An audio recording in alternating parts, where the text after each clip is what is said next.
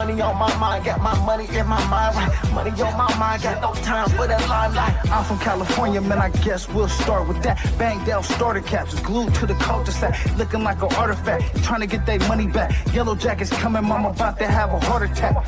Southeast San Diego, we was at the heart of that. You moved about the hood, my nigga, you ain't want no part of that. Move to work and let the money drip the laundry mat.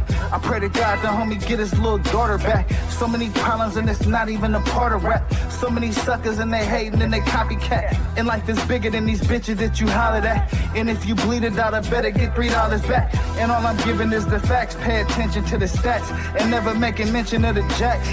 Gotta keep the money stacked, work your way through the traps. Money motivated to the max. Money on my mind, got my money in my mind, right? Money on my mind, got my money in my mind, right? Money on my mind, got my money in my mind, right? Money on my.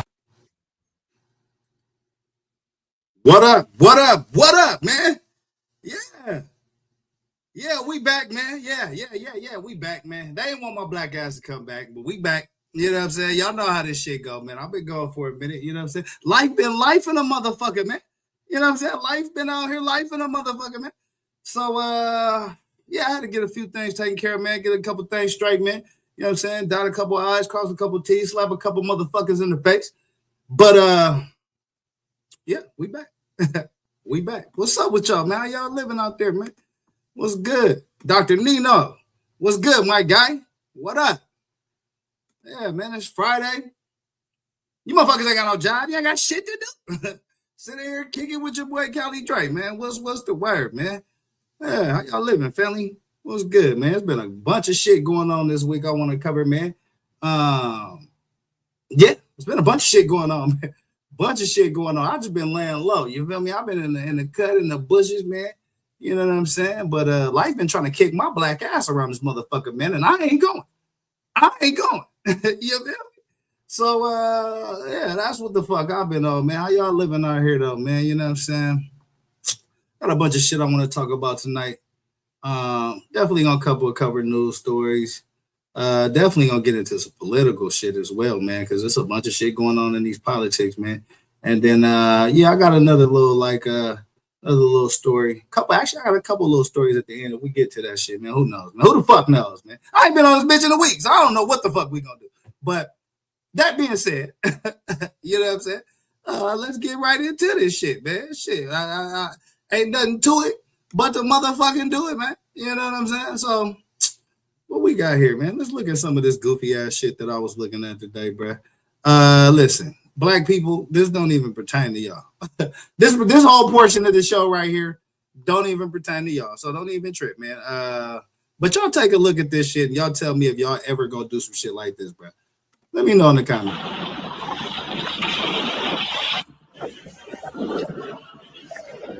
Now, this is a motherfucker that jumped into a Shark Tank with a whole bunch of spikes on his suit. And he ain't even dripping. This is definitely some YP type shit. You know what I'm saying? I'm gonna be honest with you. Ain't no way I'm jumping my black ass in this house. Not at all. Not at all, man. Not at all. What the fuck else is going on in the world, man? Let me check this out. TSA line still out of fucking control. This shit say ICE gets paid to stand behind the TSA who have not been paid. So I heard they came with a deal or some shit today, man. Or I think the Senate came with a deal. I think they were saying the House Republicans trying to blow up the deal because it didn't have ICE funding or what have you. But ICE just got a couple $1 million in Trump's little big bullshit bill. You know what I'm saying? So yeah, it's a whole bunch of confusion. There's a whole bunch of goofy ass shit going on. But basically, you got fucking ICE agents getting paid to stand behind the TSA motherfuckers who ain't been paid yet. And I think Trump actually signed some kind of order to where the TSA motherfuckers are supposed to be paid. So we'll see if that actually pop off. It's supposed to be some big protest shit going on tomorrow too, man. They got another No Kings protest that's supposed to jump off, and so that shit gonna be huge. I might be covering that shit all day. I need to get these motherfucking views up, man. So hit that like button, share these videos, subscribe to the motherfucking channel. Y'all know how we do this shit, man. You know what I'm saying? What else I got going on in this motherfucking, man? I got a bunch of shit I want to show y'all. What is it? What do I want to talk? Yeah. There's more TSA. If you gotta fly anywhere, bro, I got like 5-day weekend in this bitch. I'm gonna keep it real with you. I ain't going back to work till like next week sometime, but I'm not hitting the airport. I will hitchhike.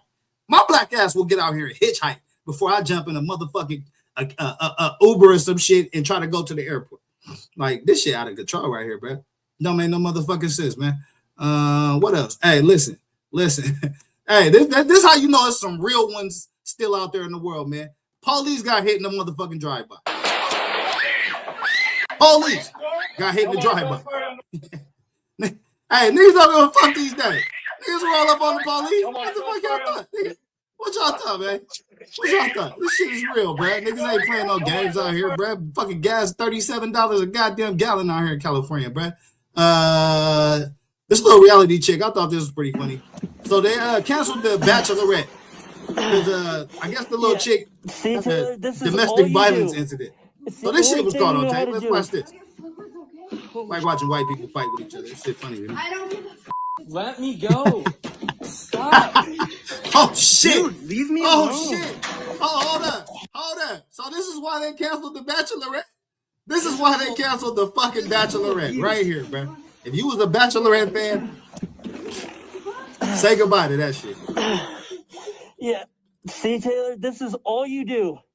It's the only thing you know how to do. Let me know if the video's got an echo too, man. I'll try to fix that echo shit. Let me know if that shit worked, Let me man. go. Stop. Dude, leave me alone.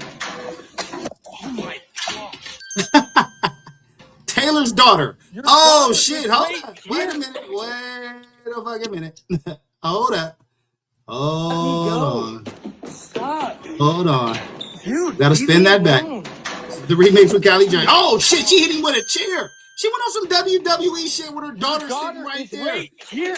Oh shit, the TV raw, bitch. If you hit this Oh TV, my God. oh, it's over. I'm gonna need a motherfucking restraining order. Look how she heard that. So this is why they canceled The Bachelor right here.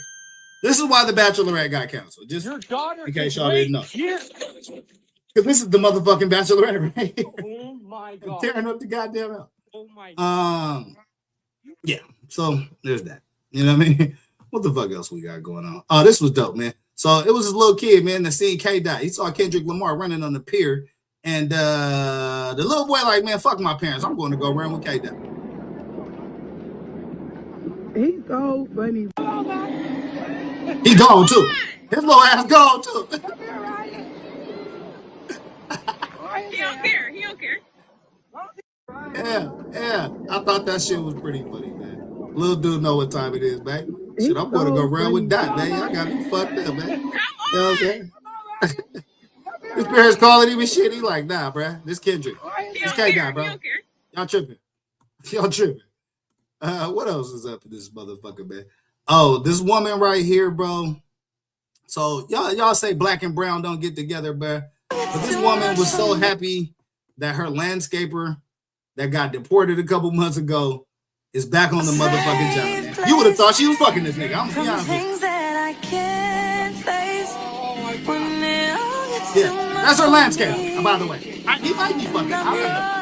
But the captain in the video say that's the landscaper, so I'm gonna take their word. Black and brown hitting the town. This is how it goes down. You know what I'm saying? Listen, it's all good, man. It's all good. And not everybody is with the bullshit. I be trying to tell y'all, man, don't be believing that media hype, all that goofy shit, man. Day-to-day people that really need shit done, they rocking whoever can get that shit done the cheapest and the best, nigga. That's just how this shit go.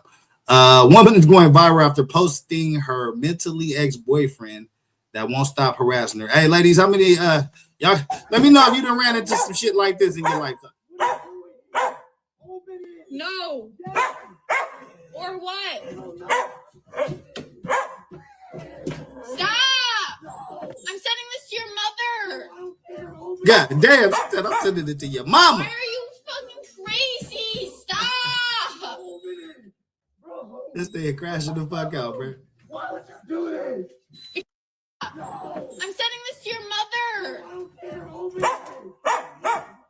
Why are you fucking crazy? Stop! This nigga crashed the fuck Because I out, want bro. you to leave. Listen, I've been begging when you the to pussy leave. is good, it'll make you act like this. I'm gonna be honest with you, bro. It's your This is how it go. mother. The pussy that good, ladies. I'm just keeping it real. Sometimes you it's your look fault. Crazy. Sometimes this shit right here is your fault. Why would you do this? Because I want you to leave. I've been begging you to leave. This shit crazy, bro. Okay, I'm calling the cops. Remove me It's from over. my property. It's over. His ass will be getting tackled and tased before the night is over, bro. What else? Oh, this shit was crazy right here. So, this journalist was reporting on the shit that's going on in Lebanon, and check this shit out. Including the Al-Marj outpost opposite Merkaba, and carried out drone strikes on the Al-Raheb site near Aitar al-Shab. Further rocket attacks were reported against Nahariya and admitted. Damn. Yeah, this motherfucker almost got hit by a drone. This motherfucker almost got hit by a motherfucking drone. He out there trying to get his good report and shit on. The and that ass almost got hit by a motherfucking drone. Further rocket attacks were reported against Nahariya and admitted. That ass almost got hit by. Crazy work, man. Hey, reporters a pretty dangerous fucking job, it looks like. But you gotta keep your head on the swivel, man. You gotta keep your head on the motherfucking swivel out here, man. You know what I'm saying? What else is going on, man? I got a bunch of shit we finna break down. Oh, listen. Oh, this shit funny as fuck. Hey, cruise ship passengers jumped after refusing to pay for the services that they got. Pay your fare. Pay your motherfucking fare, bro. He came with a big ass rock. Oh shit! You see the nigga right here with the little boulder? That nigga came with a big ass rocket trying to take bro out the game for real. He tried to take that nigga out the game for real.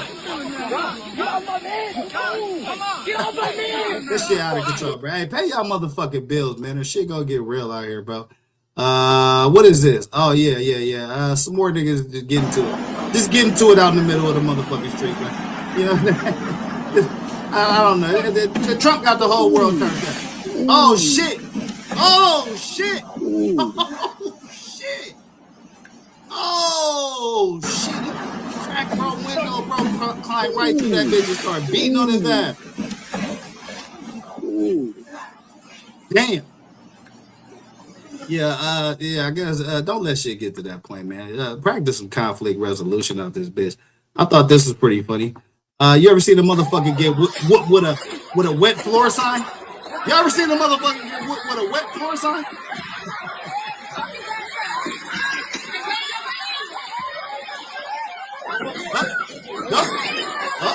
Shit going down.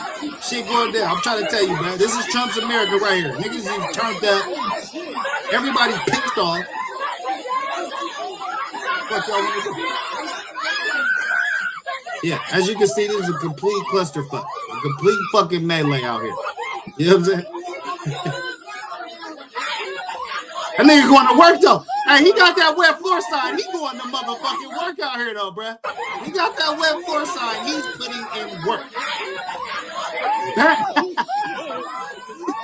I've never seen a motherfucker get whooped with a wet floor sign, bruh. That's classic shit right there, man. That's some classic shit right there. Sometimes you got to use whatever the fuck you got, man. What else do I want to look at over this bitch? Oh, this shit right here was crazy, bro. So, yeah, y'all want to get y'all numbers up? Police uncover a YouTube forum after a days-long sting where phones mounted to the ceilings running nonstop to generate fake views. I need one of these motherfucking YouTube forums, man. How do I get my hands on a motherfucking YouTube forum, man? Somebody let me know in the comments, bro. How the fuck do I get my hands on a goddamn YouTube forum? I gotta get these numbers up. Hit that like button. Subscribe to the motherfucking channel. Help me reach the promised land in this bitch, man. Yeah, this is what's going on out there, man. Motherfuckers is doing anything to get them run them numbers up, man. I feel it. I feel it. Y'all see some of this shit I be streaming on here. I'll go, fuck. I ain't got to narrate, and that shit'll play for 8 hours. Nigga, run my numbers up. That's what the fuck we on over here, man. What else, man? What else we got? Oh, this shit right here, classic. Yo, this shit right here, classic, bro. So bro is I guess they on the set trying to film a movie or some shit. And check this shit out. Fred, watch out behind you. Behind you, Fred. On the ground. Oh shit, it's a snake bite. It's a snake bite. Oh, he stepped on that motherfucker. Oh, no, you guys are dickheads. Oh shit, snake chasing his head.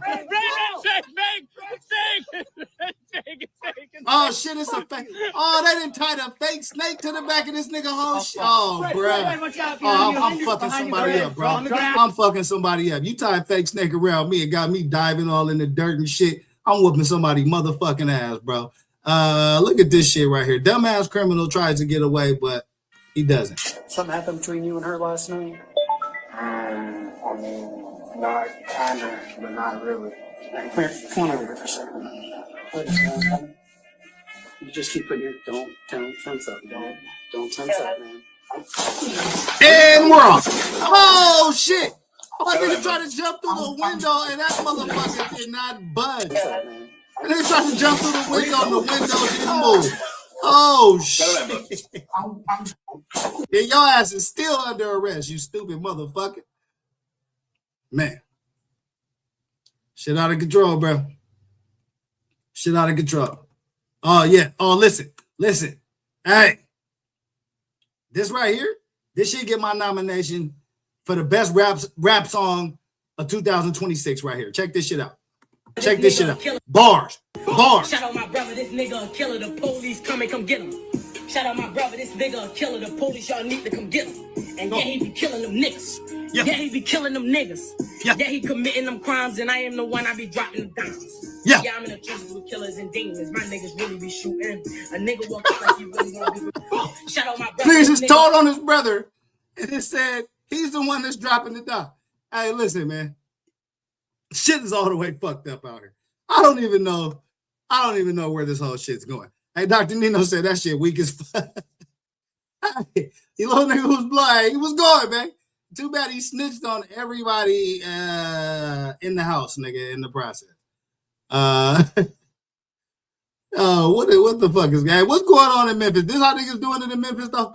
This how Memphis doing it though? Relationship problems though. So all the man out there, bro, just stay down. Don't never harm yourself over a female because there's too many people harm themselves about females. And then the girl that and whoever these niggas on the 3 o'clock news. Me and her used to go. It's over. Listen, like, the IRS is gonna be looking for issues, relationship problems though. That's all I gotta say. The IRS will be knocking at your motherfucking door, bro. These niggas on the 3 o'clock news getting to it. Hey, listen, y'all ever seen a motherfucker in a wheelchair get down? Hey, you ever seen a motherfucker in a wheelchair get down? Oh, well, now you have, motherfucker. Yo, now you have. Get, hey, break out. He dove on the nigga in the wheelchair, bro. What the fuck? What the what? Oh, shit. Why, bro? Yo, get it. Why? What the fuck kind of outfit? What is Tony the Tiger shit this nigga got on, bro? Hey, what the fuck? Oh, shit. Yo, get it. He beating the shit out that nigga in that wheelchair, bro.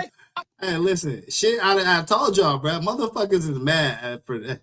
All over the place. Hey, I was watching this shit, though. I thought this shit was pretty dope, though. I've never seen this shit before. This nigga Bruce Lee is a fucking savage, bro.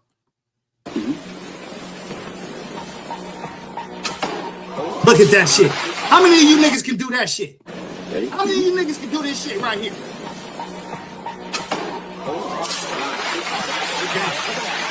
Rest in peace to Bruce Lee. Probably the coldest motherfucker that ever walked this earth.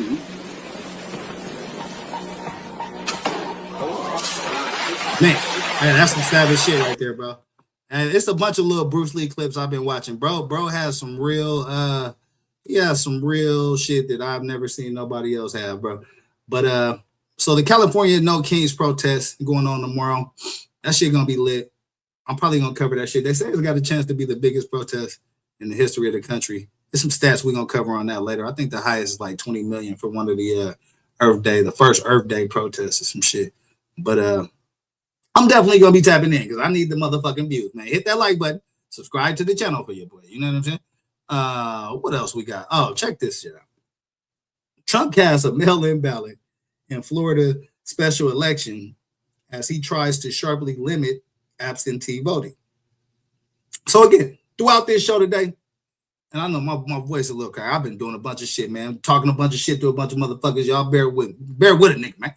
But your boy trying to get rid of mail-in voting But yeah, he using mail-in voting. I'm gonna continue to point the plays and to span out to y'all, just so y'all can put it in your back pocket, man. But yeah. And meanwhile, in California, this is what the motherfucking gas prices is looking like. I don't want to hear shit from none of you motherfuckers. I don't want to hear shit from none of you motherfuckers, bro. Come on, man. Come on, man. Shit real out here. Shit is real out here. Meanwhile, the police just being the motherfucking police. Sharon, Texas. The police just being the motherfucking police, bro. I got in a clip, bro. I nigga took that shit and got up and ran. No, he took that shit in stride, bro.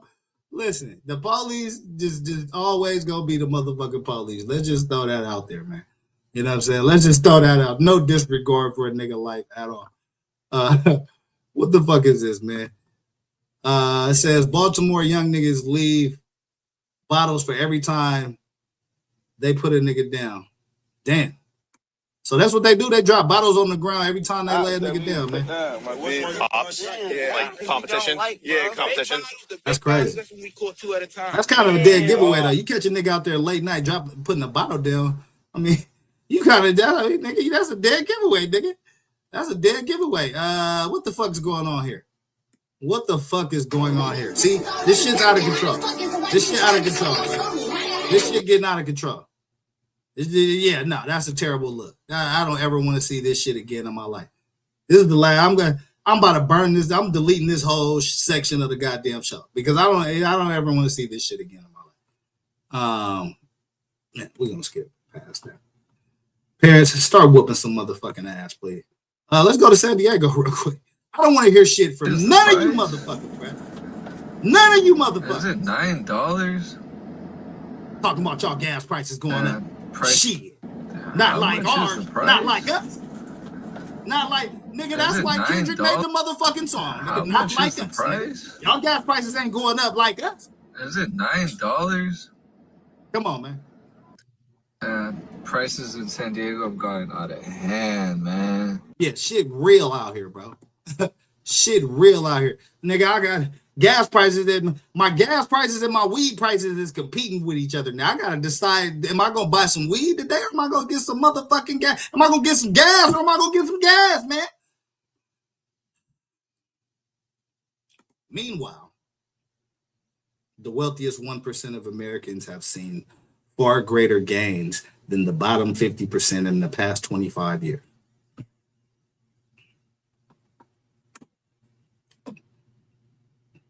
Let me read that one more time for the people in the cheap seats. Okay. The wealthiest 1% of Americans have seen a far greater gain than the bottom 50% in the past 25 years, bro. So, again, this is just why I do the shit I do, man. And this is why I take the positions that I take. Because I know when I'm getting the wrong end of the stick. It says Meta and YouTube found liable in social media addiction trial. I thought that was pretty interesting. You know what I'm saying? Yes, there's definitely more to come on that, man. We're definitely gonna break that down a little bit more. Let me see what else, man. The Army raises the maximum enlistment age and relaxes rules on drug convictions. So they made it easier for you motherfuckers to go fight this Iran war. They ain't tripping off drug convictions. And they don't give a fuck if you about 45, 46, 47 years old, nigga. They gonna take your ass. Please believe it. Trump trying to get everybody he can to go help with this Iran shit, bro. We're gonna look at some videos, man, and check out where the fuck we at on this Iran shit too, man. I thought this was crazy, bro. The former NBA champion claimed he's broke, drowning in debt and child support. I think this is what, Trevor Ariza or some shit. I think he played for the Lakers, man. So just let y'all know, man. Y'all ain't the only ones fucking up y'all money. It's NBA players out there fucking up their money too. You know what I'm saying? Real shit. What else, man? Is there anything else here I want to talk about? Some of this shit I could cover tomorrow, man. Some of this shit I can cover fucking tomorrow. Nicki Minaj reportedly banned from the 2026 Met Gala. Yeah, I think that's probably some shit she will be into. You know what I'm saying? So yeah, that Trump shit, that Trump stance you took, baby, definitely got some consequences to it, man. Kid Rock concert faces cancellation after selling only 200 tickets. Yeah, fuck Kid Rock. There they go. Yeah, man. What else do I want to look at? Yeah, the Treasury Department approved. Oh, this is some goofy shit. Treasury Department approves Trump's signature on motherfucking money. U.S. Treasury Department has just announced that President Trump's signature is going to appear on U.S. currency. This is a first for a sitting president. In a press release on the department's website, Treasurer Brandon Beach called President Trump the architect of America's golden age economic revival. There's no doubt that this is going to compel all sorts of reactions online, especially that economic revival reference, depending on who you are. Over the past few weeks, I've been covering high grocery prices. Gas has spiked 30% over the past month. 92,000 people have lost their jobs in February, which was unexpected. And this war in Iran continues. So what do you think? Good idea? Shit fucked up. That's what I think, bro. That's my honest opinion about this shit. Let's watch some cartoons real quick. What the fuck these cartoons talking Kids about? by 4 different men been Hold on. I got 6 kids by 4 different men, been divorced 3 times because I cheated on every one of my husbands. But I just love my president. You know why? Because he stands for family values. He represents the Christian morals and values that I believe in. Yeah. Yeah, sounds about right. That sounds about right, man. What else, man? Is there anything else I want to cover? What this cartoon shit talking about, man? Hold that. I be watching these cartoons. These shit be cracking me up. Here's bro. some tips to save on gas. Check your tire pressure. Reduce speed. Avoid starting unnecessary wars just because Israel tells you to. And for the love of everything holy, stop voting for these stupid fucking Republicans. Here's some tips to... Yeah, I agree with that shit wholeheartedly, though, bro. Like, whole fucking heartedly, bro. What else, man? Oh, this shit, wow. This shit, wow. Hey, imagine you at work and you cleaning the lion cage, and then some goofy motherfucker opens the cage.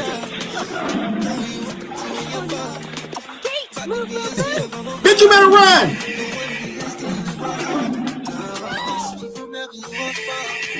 Hey, that could have been a tragic ass fucking accident right here, bro.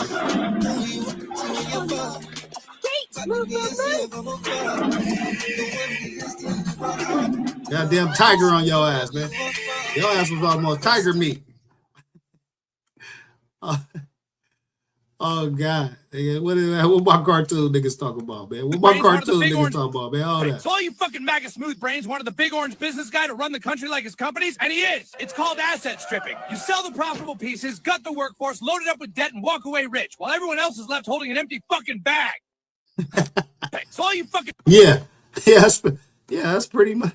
Yeah, I'd say that's pretty accurate, bro. All that, bro. We watching in a country where an alcoholic from Fox News runs our military, a former heroin addict is in charge of our health, and they both report to a convicted felon. Welcome to dumb fuckistan.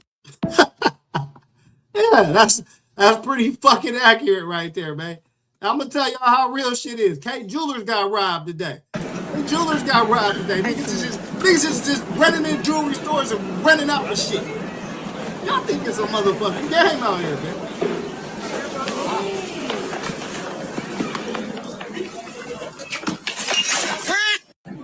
Yeah. Hey, listen. Oh, this shit wild right here, y'all. So it says, if you guys got dogs, or I got any dog owners in the chat, you know what I'm saying? You got a dog, you might want to get that little motherfucker some extra treats tonight when you see this shit.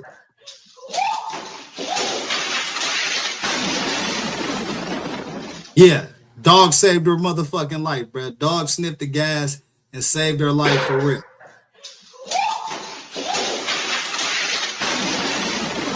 That shit crazy right there, bro.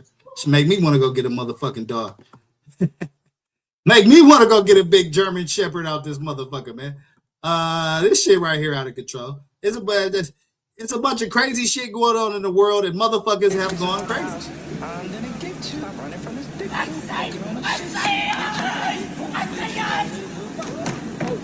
Hey, what if you in traffic and a nigga just jump on the hood of your shit? You start breakdancing and moonwalking and tap dancing all on the hood of your goddamn car. I'm running that little motherfucker over, bruh. I'm running that motherfucker over, bro. I'm gonna need some motherfucking bail money, man. Cause nah, hell no. Hell no. Not on my watch, champ. Hey, look. Not on my watch. That's fucked up. That's fucked up. Do your insurance even cover some shit like that? Y'all let me know in the comments, bro. Does your basic insurance plan cover some shit like that, bro? Yeah, I don't know, bro. That shit's out of control. Yeah, I don't. That shit's out of control. What else I got over here, man? I'm just fucking around right now. Oh shit, ladies. Oh, I got this for the ladies. Her boyfriend caught her cheating, so he put hair nail remover in her shampoo bottle. Y'all better quit motherfucking cheating out there, man. Stop all that goddamn cheating. All that backsliding. Your shit gonna end up like this. That's fucked up. That's fucked up. That's fucked up.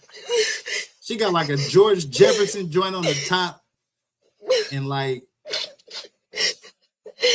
a I don't even know what the fuck that is on the side. It's like a Batman symbol. I don't even know what the fuck that is on the side of her shit. How you got a George Jefferson on the top and you got a Batman joint on the side? That shit fucked up. That shit fucked up. I damn near want to cry. I almost shed a tear watching this shit. You know what I'm saying? Hey, y'all let me know in the comments, bro. Is this shit AI right here? This is what I want to know. Is this shit AI?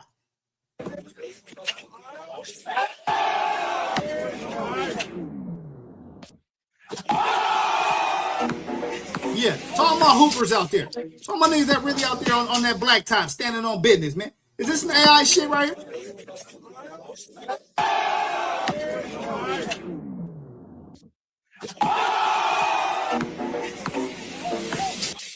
I was kind of blown away when I seen this, but then I was like, this 2026. There's no fucking way he's able to do that. Yeah, y'all let me know in the comments, man. Did we just get the hoodwinked by the motherfucking AI monster, bro?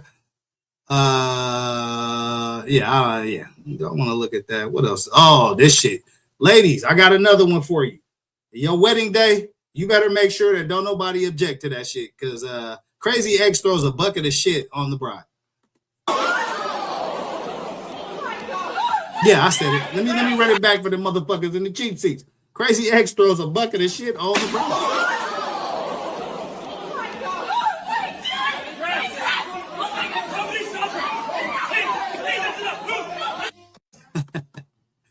Hey, I don't even know what to say about that. This video just kind of speaks for it motherfucking self, bro. Be careful about who you invite to the motherfucking wedding, man. Oh shit. Nah, here, I don't want to watch this shit. I don't want to watch this. What else? To all you country motherfuckers out there, y'all ever seen a watermelon sandwich? Bologna sandwich. With watermelon and bologna sandwich with some motherfucking watermelon. You can't beat that joker with a stick. Watermelon bologna sandwich. What y'all think about that? How many of y'all gonna rock that watermelon bologna drink? You can't beat that motherfucker. You can't beat that joker with a stick. Watermelon bologna sandwich. Yeah, that shit looks disgusting. I gotta be honest with you, champ. That shit look like the motherfucking diarrhea sandwich. Oh God. What else, man? Is there anything else I want to look at, man? Nah, we're gonna kill that. We're gonna kill that, man. It's the remix with Cali Drake, man. I appreciate y'all for rocking with your boy. We're gonna get to some other shit, man. I want to get to some other shit. Hit that like button. Subscribe to the motherfucking channels, man. Where I want to start this thing at, man. All right, let's start it right here, man. So it says California woman went missing for like 4 years. But then they found her and they arrested her, motherfucker. So I want to check in with this video and find out how in the fuck do you go missing? They find your ass and then they arrest your ass, man. This is the remix with Cali Dre. Hit the like button, man. Subscribe to the channels, man. Rock with your boy, man. You know what I'm saying? We finna look at a bunch of goofy ass shit today, and it starts right here, bro. Right the fuck here, man. Hit that like button. Well, it's been nearly a year since a woman vanished from California. Her loved ones and police had a missing persons flyer out for her. But shockingly, today she was found right here in South Florida after the woman got arrested. That's right. NBC6 reporter Christian Colon joins us now to break this story down for us. Around July of last year, a Los Angeles family and local police began eagerly looking for 39-year-old Destiny Riddle. Anyone with information was urged to call the Los Angeles Sheriff's Department. She's totally out of touch with her entire family. She's displayed paranoia, schizophrenia. She was on the missing persons report since July of 2024. We have not heard from her. But after So she was on a motherfucking missing persons report since 2024. The family say they ain't even motherfucking heard from her ass. Hold on, fam. Cause this shit looking goofy here. Let me re-add this to the studio, man. This the remix with Kelly Drake. Let me re-add this back. Cause didn't look like was y'all able to hear and see the whole video? You know what I'm saying? It was looking kind of goofy on my end here. I'm gonna let this shit ride though. Country Riddle was oh, y'all can't see it? Okay, yeah, Miami-Dade that's what I was thinking, bro. Hold up, man. Let me change this real quick. Hold up. Yeah, it's always something, bro. This motherfucking live TV shit, man. In the meantime, in between time, smash that like button. You know what I'm saying? Subscribe to the channel. You know what I mean? Share the video out. Fuck with your boy, man. I don't know what is this? All right, here. Let me try to put it. I'm gonna try to put it up on a different joint, man. Yeah, y'all watching live TV, man. This is how shit goes sometimes. But yeah, man. I mean, we're gonna try to get to it. If not, I may have to show another motherfucker. I might have to show another motherfucking video, bro. Let me try this shit real quick. Hold up.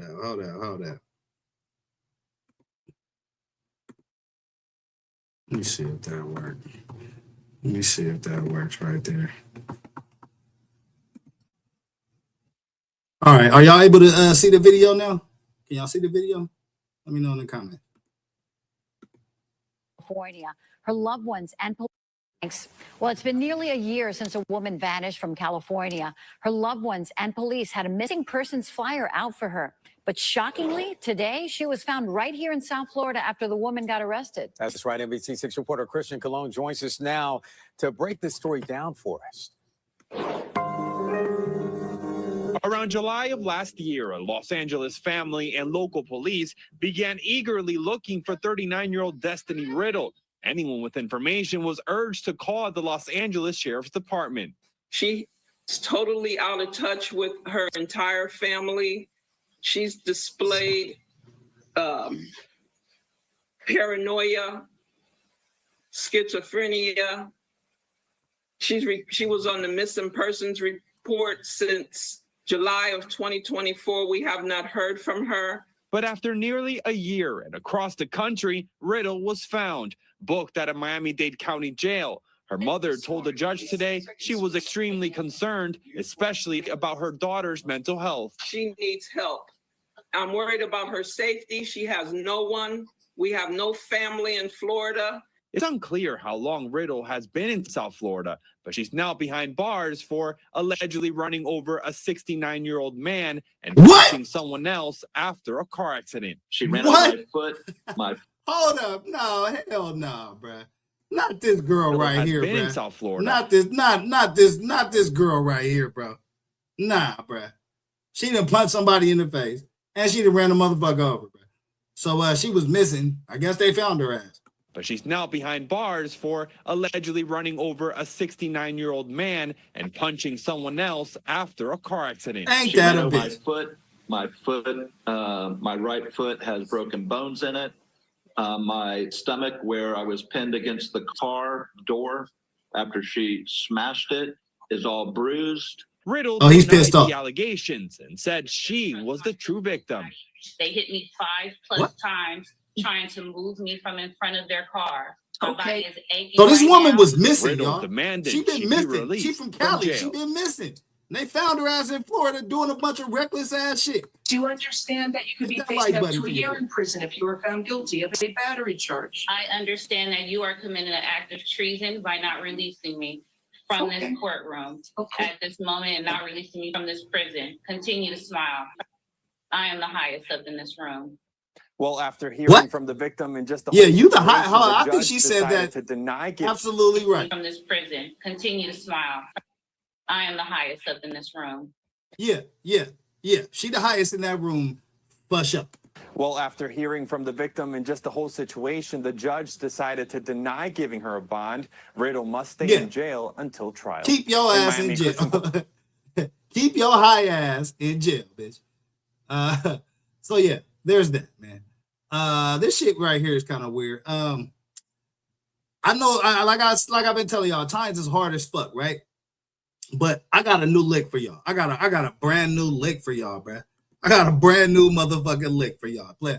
Listen, y'all gonna thank me. Y'all gonna thank me after y'all see this shit. I got a brand new motherfucking lick for y'all, man. Yeah. So listen, if you got a large body of water anywhere by where you stay, preferably a beach, but any large body of water will do. Man, you might be able to get paid in this bitch.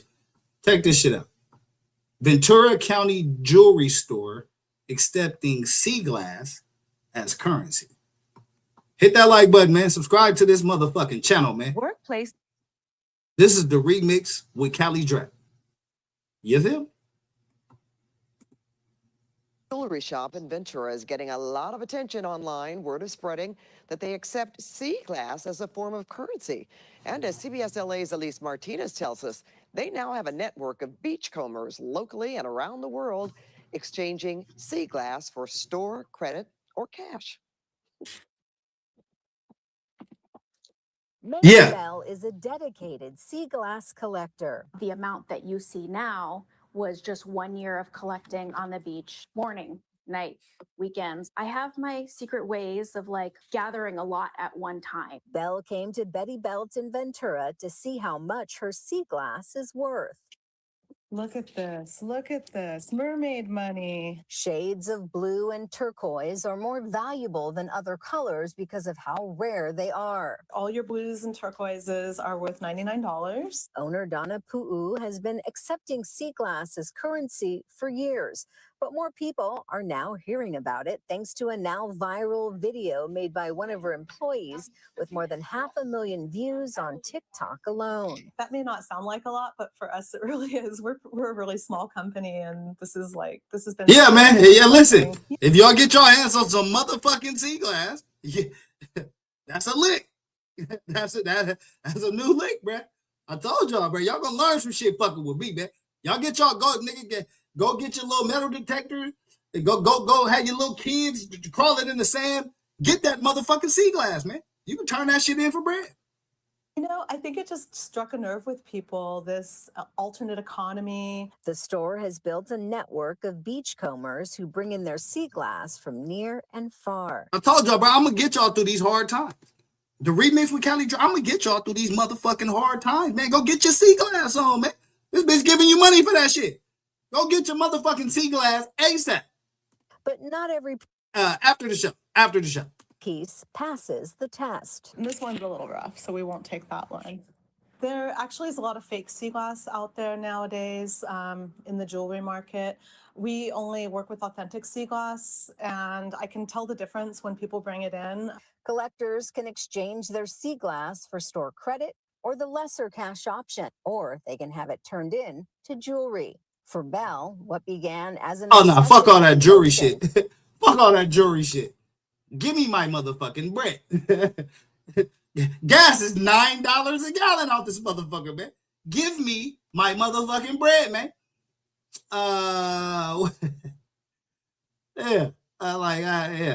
Listen, I told y'all, bro. I got. You think the Africans got them scams, nigga? I got some scams around this motherfucker, man. You know what I'm saying? Get that sea glass popping, man. Get that sea glass popping, man. Is there anything else I want to talk about before I hop into this politics joint, man? Let me see. Just the remix with Callie Drake, man. I appreciate y'all for rocking. Hit that like button. Subscribe to the channel. Is there anything else I want to look at? Actually, yeah, I do. I want to look at this real quick. So it says, I guess there was a shooting in Southwest Houston. So I want to check out what's going on in Houston, man. The motherfuckers out there getting to it. They was out there getting to it, man. Knowing your right. Lady, stop fucking up my show. We specialize in. And first tonight, a man is shot and killed by Houston police this afternoon. We're told an officer was also injured, and this evening, new video shows the dramatic shootout. This happened on Glenmont Drive in Renwick in the Gulfton area. Anayeli Ruiz, she joins us there live with the latest. Anayeli. Well, guys, I spoke to the woman who actually recorded that video. She was the first person to notice that this man was walking around here in the area. There's several little schools, and she said he had a gun and things quickly escalated. Take a listen. Oh, shit. He's shooting at the police in the middle of the motherfucking street, man. Oh, shit. Hold on. Let's spin that back. Yeah.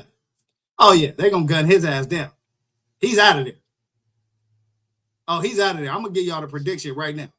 That's the video the woman shared with me. You can see the suspect and the police officer firing shots at each other. She said police showed up within minutes from her call, and she's grateful. HPD said when the officer showed up to the scene, they told the man to put the pink purse down. That's where the woman said the suspect had put the gun. But instead, HPD said he took the gun out. Wait a fucking minute, bro. This story just took a very crazy turn. Where the fuck did he get a pink purse from? Where did that come from? He said police showed up within minutes from her call, and she's grateful. HPD said when the officer showed up to the scene, they told the man to put the pink purse down. That's where the woman said the suspect had put the gun. But instead, HPD said he took the gun out of the purse and pointed it at the officer. The officer fired back, and you just heard that shootout that occurred between them right here in broad daylight, where there was plenty of people in the area. Not only just our officer for putting his life in danger and going out there, but that no one else got hurt out here. But we got to count our blessings for that. And again, that suspect did die. Investigators tell us the shootout just moved to inside the apartment complex. Again, very fortunate that nobody else was injured. The officer, we're told, he was grazed, but is still here on scene, expected to be okay. There's an investigation that's now going to be taking place. We know that the officer has been with the department for a little bit over a year, and HPD says that they will be releasing the video, his body cam video, within 30 days. Guys, we'll send it back to you in the studio. 30 days? What the fuck we need the body cam video for? We just saw the whole shootout on somebody's cell phone. So yeah, I mean, good luck with that 30-day shit. We just watched the whole shit unfold right there, man. Is there anything else I want to talk about, man? Nah, fuck that. We finna get into this politics shit. Cause it's a lot of shit going on, man, that I'm not happy about.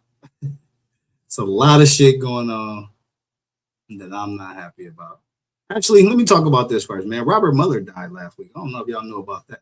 Robert Mueller passed away, man. The author of the Mueller report, special counsel, passed away last week. So I want to check in with this a little FBI bit. Director Robert Mueller has died at the age of 81, but it's President Trump's reaction on social media that's getting a lot of attention online. In a post on Truth Social last night, President Trump reacted to Mueller's death by writing, quote, "Robert Mueller just died. Good. I'm glad he's dead. He can no longer hurt innocent people," end quote. Wow. And listen, this is your president. This is your 47th president right here. You know what I'm saying? Oh yeah, we gonna fire his ass up tonight too, man. End quote. Some politicians are reacting to that, like North Carolina Senator Thom Tillis, who disapproved of the president's comments. Tillis said, quote, "I think that's a sad statement about our political discourse, and to be honest with you, I don't celebrate. I'm pro-life. I don't celebrate any death, and I certainly don't celebrate the death of somebody who you can disagree with, maybe on certain matters, but this is a person who served this country and deserves more respect than that." End quote. Yeah, most definitely, man. Rest in peace to Robert Mueller, man. I wanted to check that out. But it was another story that I wanted to look at real quick because it's been some goofy ass shit going on in this country, man. And I'm going to show y'all where things stand, right? First of all, right now, the Mar-a-Lago district just got a Democratic Palm Beach County Democrat Emily Gregory has House flipped a member. Republican district that includes President Trump's Mar-a-Lago resort. Yeah. Gregory won a special election for a Florida state house seat that's been dominated by Republicans. Yeah. Trump is one of your constituents now. If you run into him or have a chance to speak with him, what would you say? I'd be interested to know what his top concerns are at the state level. Yeah, Emily Gregory, man. She won Trump's district in Mar-a-Lago. She defeated John Maples in the State House 87 special election. So y'all probably like, why the fuck you covering this? We don't give a shit, Kelly Dre. Listen, man, it's a whole picture. Democrats been sweeping elections, man. We've been winning elections for a minute now, man. So this is just another example of what I think the midterms is going to look like, right? Because this is a deeply red district. Trump's Mar-a-Lago sits in this district. I think Trump won this district overwhelmingly. And now it's flipped to blue in Florida. Okay? So, yeah, man, just keep that in the back pocket, man. You know what I'm saying? I think it's some big things coming. We got this No Kings protest tomorrow. That's supposed to be huge. I'm definitely going to be covering that tomorrow. I'm going to get my black ass up in the morning. Crank this bitch up in the morning. So rock with me because I'm going to be covering the No Kings protest for sure. I need them motherfucking views, champ. So hit that like button and subscribe to this motherfucking channel, man. But yeah. So, yeah, let's look at this real quick. Let's look at this. Damn, do I have the other one? Hold on. Where's the other one at? Oh, here it goes. Yeah, let's look at this real quick. Because this shit right here, this lets you know right here where these motherfuckers stand, man. This is the remix with Kelly Dre, and we finna get into some real deep shit right now. So if you're not in no deep shit, like you're not in the you know what I'm saying, some deep analysis and some deep concepts, this shit gonna go right over your head. I'm trying to tell you. But if you're a real one, you'll understand what this kind of shit means, man. So it says the U.S. votes against recognizing slavery as a crime against humanity as the reparations fight grows. Hell, I didn't even know there was a reparations fight. But now that I know there is one, let's check in with this and find out what your country thinks about your black ass. Hit that like button, man, and subscribe to the channel. This is the remix with Kelly Dre. Ghanaian President John Mahama has received overwhelming support from United Nations members to recognize the past transatlantic slave trade as a crime against humanity and the need for reparations for African nations. The resolution on the matter was introduced on Wednesday at the General Assembly in New York. It received 123 votes in favor, 3 votes against. They were Argentina, Israel, and the United States, while 52 countries, mostly European, including the UK, Argentina, Israel, and the United States. It received a resolution on the matter was introduced on Wednesday at the General Assembly in New York. It received 123 votes in favor, 3 votes against. They were Argentina, Israel, and the United States. 3 votes against. What up, Uncle G? Yeah, we finna get to this politics, man. 3 votes against. So there was a vote to recognize slavery as a crime against humanity as the reparation fight grows. And this was the vote. And there were 3 countries that voted against this. 3 countries. So let's figure out what those 3 countries are. 123 votes in favor, 3 votes against. They were Argentina, Israel, and the United States. Yeah. Yeah.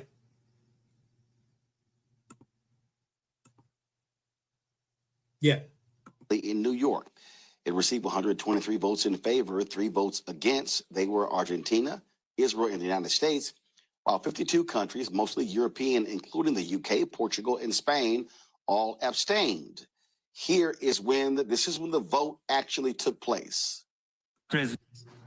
So as you can see on this map right here, the three countries that voted against slavery being a crime against humanity as a reparations fight is brewing are Argentina, Israel, and the United States. And this was as of 3/25/26, so it was like a day or two ago.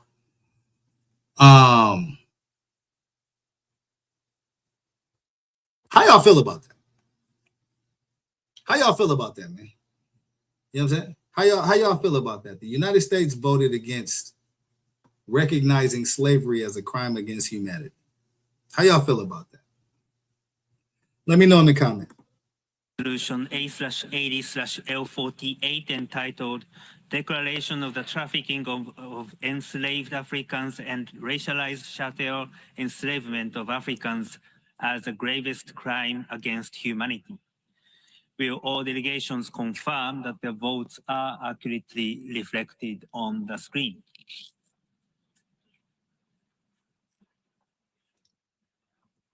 The voting has been completed. Please lock the machine. Okay, so at this point, the voting is completed. This is a vote to recognize slavery as a crime against humanity. And the vote is complete at this point in the video. And there's 3 red lines here. You'll see them. There's one on Argentina's name, there's one on Israel's name, and there's one on the United States' name. Yeah, let's keep watching this.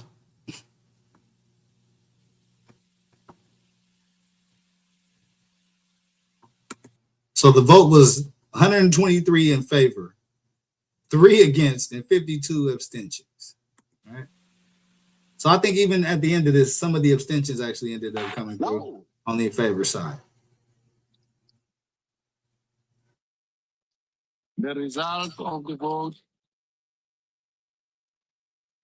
Oh, okay. So yeah, this is the final result of the vote then. So yeah, let's check out a little bit more. Let me check out what Roland Martin got to say about this. Resolution. I know how I feel about the United States, Argentina, and Israel. The countries that actually abstained from the vote: Albania, Andorra, Armenia, Australia, Austria, Belgium, Bosnia-Herzegovina, Bulgaria, Cambodia, Canada, Croatia, Cyprus, Czechia, Denmark, Estonia, Fiji, Finland, France, Georgia, Germany, Greece, Hungary, Iceland, Ireland, Italy, Japan, Latvia, Liechtenstein, Lithuania, Luxembourg, Malta, Monaco, Montenegro, the Netherlands, New Zealand, North Macau, Norway, Oman, Palau, Paraguay, Poland, Portugal, Romania, San Marino, Sao Tome, Slovakia, Slovenia, Spain, Sweden, Switzerland, as well as Ukraine and the United Kingdom. They all abstained. There were 52 total abstentions, 3 against, and 122, of course, the votes that actually were for.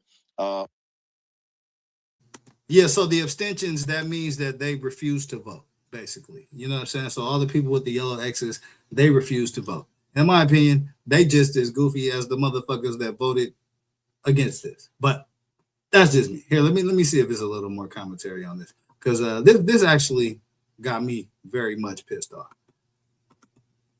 Spoke about the transatlantic slave trade earlier today. Your Excellency, Secretary General of the UN.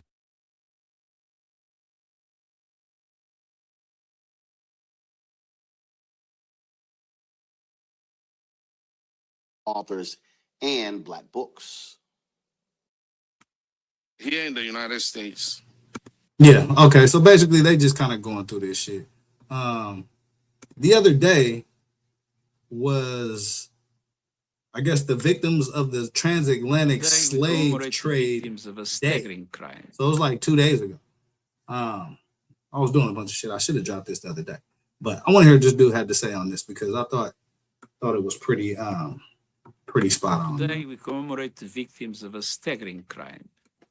Millions of people stolen from their families and communities in Africa, trafficked across the Atlantic, and if they survived the journey, enslaved in the Americas. Millions more were born into bondage, brutally exploited for their labor, and denied their basic humanity. We honor their quiet resilience and courageous acts of open resistance.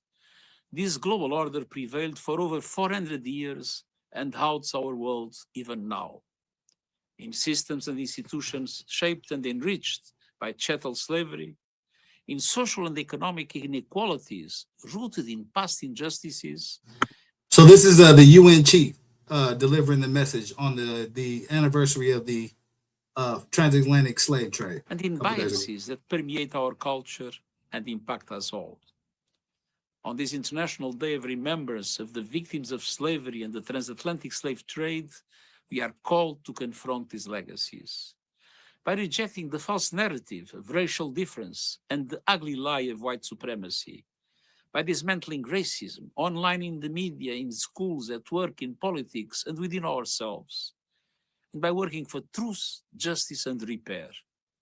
I welcome the initial steps by some governments to address the consequences of slavery, but far bolder actions by many more member states are needed, including commitments to respect African countries' ownership of their own resources, and steps to ensure their equal participation and influence in the global financial architecture and the UN Security Council.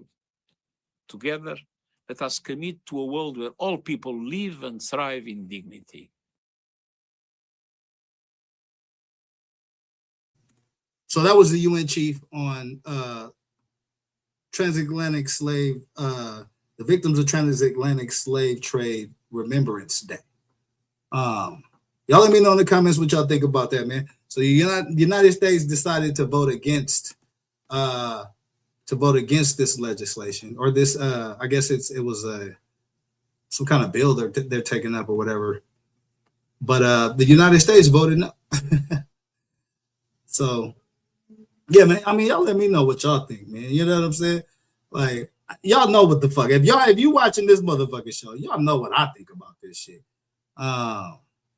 But again, it's just another example of the disrespect that we are shown in this country, man. And so, you know, we have to most definitely, in my opinion, you know what I'm saying, stand together, get our networking game up, stop hating on the next motherfucker that look like you for some bullshit. If it's some real shit, it's some real shit. But if it's some bullshit, let it be some bullshit, man. And y'all link up and do some real shit, man. Because we at that time where, you know, we got in this motherfucker, man. I'm gonna be honest with you. I'm gonna keep it real with you. This is the remix with Cali. We got in this motherfucker. So y'all better start acting like it, bro. What else we got in this motherfucker, man? Yeah, let's check in with some of this Trump shit. There's so much shit going on. I'm not even gonna go in any particular order. Let's just break down each piece of treasonous bullshit as it shows itself. Hit that like button and subscribe to this motherfucking channel, man. I only do one thing. To Italy full time. I quit. Bitch, I don't got no money to fucking drop everything and move to Italy. Stop showing me that damn commercial, bruh. Sick of that damn commercial. What happens when you drop everything and move to Italy? I'm black in America. I don't have that fucking opportunity, bruh. Damn it, bruh. Let's go, man.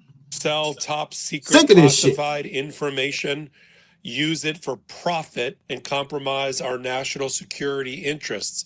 That's a question that's being asked again by Democrats in the House led by Representative Jamie Raskin after there's been new reporting that Jack Smith told Merrick Garland while he was special counsel in an update report that there were two major pieces of top secret classified evidence or information that Donald Trump kept after his presidency was over, one being so sensitive that only 6 people in the United States, including the president, had the security clearance in order to review it.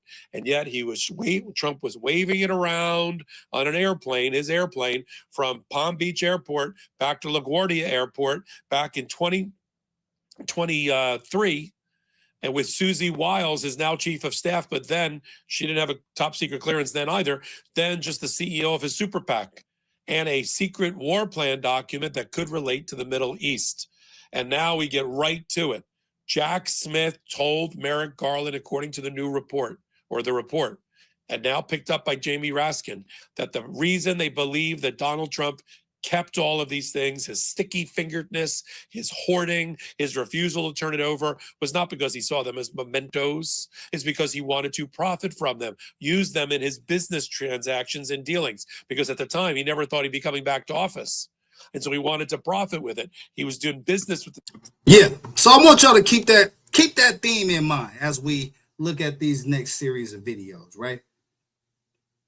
The Trump administration profiting off of whatever goofy ass thing that they're doing that day. Keep that theme in the back of your mind, man, because it's gonna come up a couple more motherfucking times, man.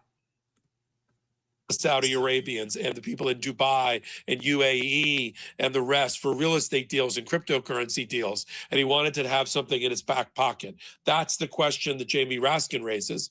And new information that I didn't know before today, until Raskin raised it in his letter to Pam Bondi, is that Pam Bondi, the Department of Justice, may have just violated the very order that they demanded that Judge Cannon put in place to protect Jack Smith's Volume 2, everything about Mar-a-Lago and his investigation can't be produced, has to be permanently banned and barred, even for future departments of justice.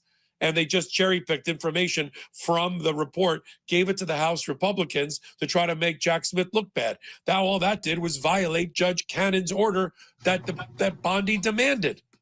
Yeah.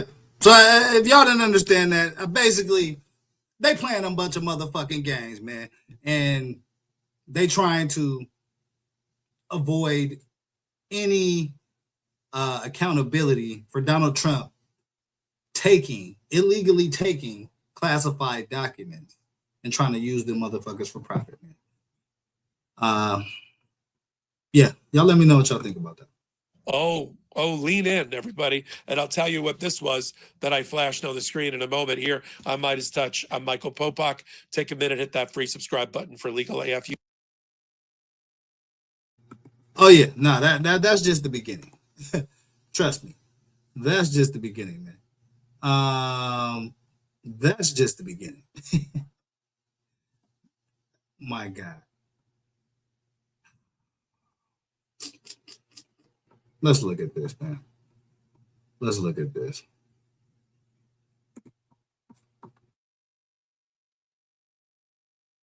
Indeed.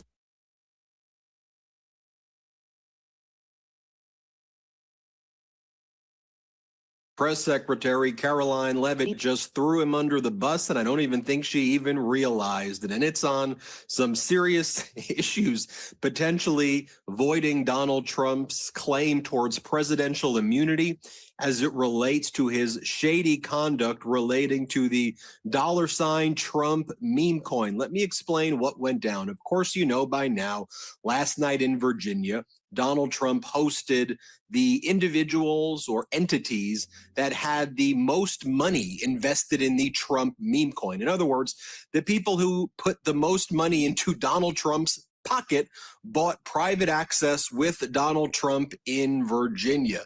Now, Donald Trump's press secretary, Caroline Leavitt, was asked about this massive grift because it kind of seems like it's illegal, duh.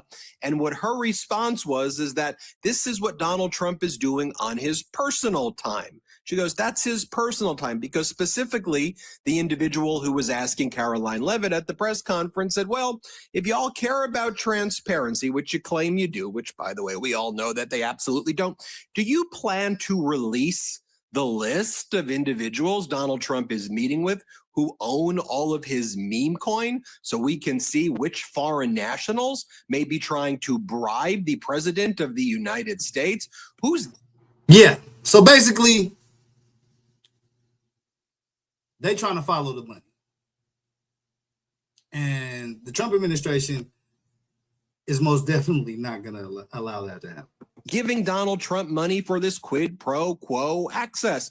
And she goes, well, we don't have to release the list because it's his personal time, not his presidential time. Now, that's an outrageous thing to say, but that's a very important statement right there that was just made, because the argument from the administration is that what Trump is doing on his personal time and all this corrupt activity that he's doing on his personal time is not his president time, so they don't have to turn anything over, right? But watch how that backfires in their face. It's going to backfire in Donald Trump's face, because when you look at the United States Supreme Court ruling on the concept of absolute presidential immunity, the Supreme Court, as horrible as that ruling was, where they said Donald Trump was entitled to absolute presidential immunity for his official acts regarding the January 6th insurrection and his attempts to overthrow the results of the 2020 election, they did say that his private conduct and conduct that is purely, quote, personal time would not be subject to any absolute immunity, and the president can be sued and or have criminal charges brought against him for that conduct. Now, right. So any conduct that he does that's outside of the presidential time, and they're saying that this corrupt shit that he's doing is outside of that presidential time. Oh, he can be indicted and arrested and tried for that. So I think that's an important thing to pay attention to.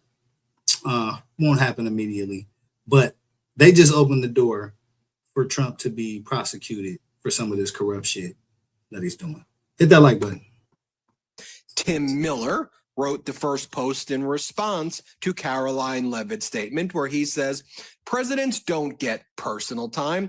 There's not like a magic suit you wear when you are doing official business and one where you are just Donald from Queens. But our friend George Conway, a superstar lawyer, pointed out, actually, Tim, it's fine. If Trump is saying he's doing something on his personal time, then that obviously means he's not acting within what the Supreme Court calls the outer perimeter of his official responsibility, which in turn means he's not immune from criminal prosecution. Good work, Caroline. You just blew it. You threw Trump under the bus, and now he could be susceptible at some later time to criminal prosecution for his conduct, if indeed crimes are demonstrated. So why don't we take a look at these Supreme Court rulings so you don't just hear me blabber and give my commentary? You know, I like to read the opinions. So here's what the Supreme Court said from its October we're gonna skip up past this 2023 in the case of Trump, his personal time. Because about an hour after she made those statements, Donald Trump made the following social media post, because I bet you a lawyer told him you could be absolutely screwed by what she said. So you should post something. So when Donald Trump posted this, my view was a lawyer told him to post this. So he posts, heading to the crypto dinner in Virginia in a little while. The USA is dominating in crypto, Bitcoin, etc., and we're going to keep it that way, exclamation point. Now, we know that Trump's personal meeting on his personal time with personal or entity holders of the Trump meme coin, of the Trump crypto, has nothing to do with the United States of America. But you see here that he's trying to frame this as this is going to help the United States of America, leading in crypto, when this is all about Donald Trump's personal grift and or bribes. So why don't you judge the facts? Yeah. So listen, Trump got his own Bitcoin, right? So this Bitcoin dinner he's going to, all these after hour investments into his Bitcoin, that is a way for him to, for lack of a better word, launder money without, with a lot of difficulty for it to be traced. You can also put large amounts on Bitcoin at one time. And none of that is going to you motherfuckers.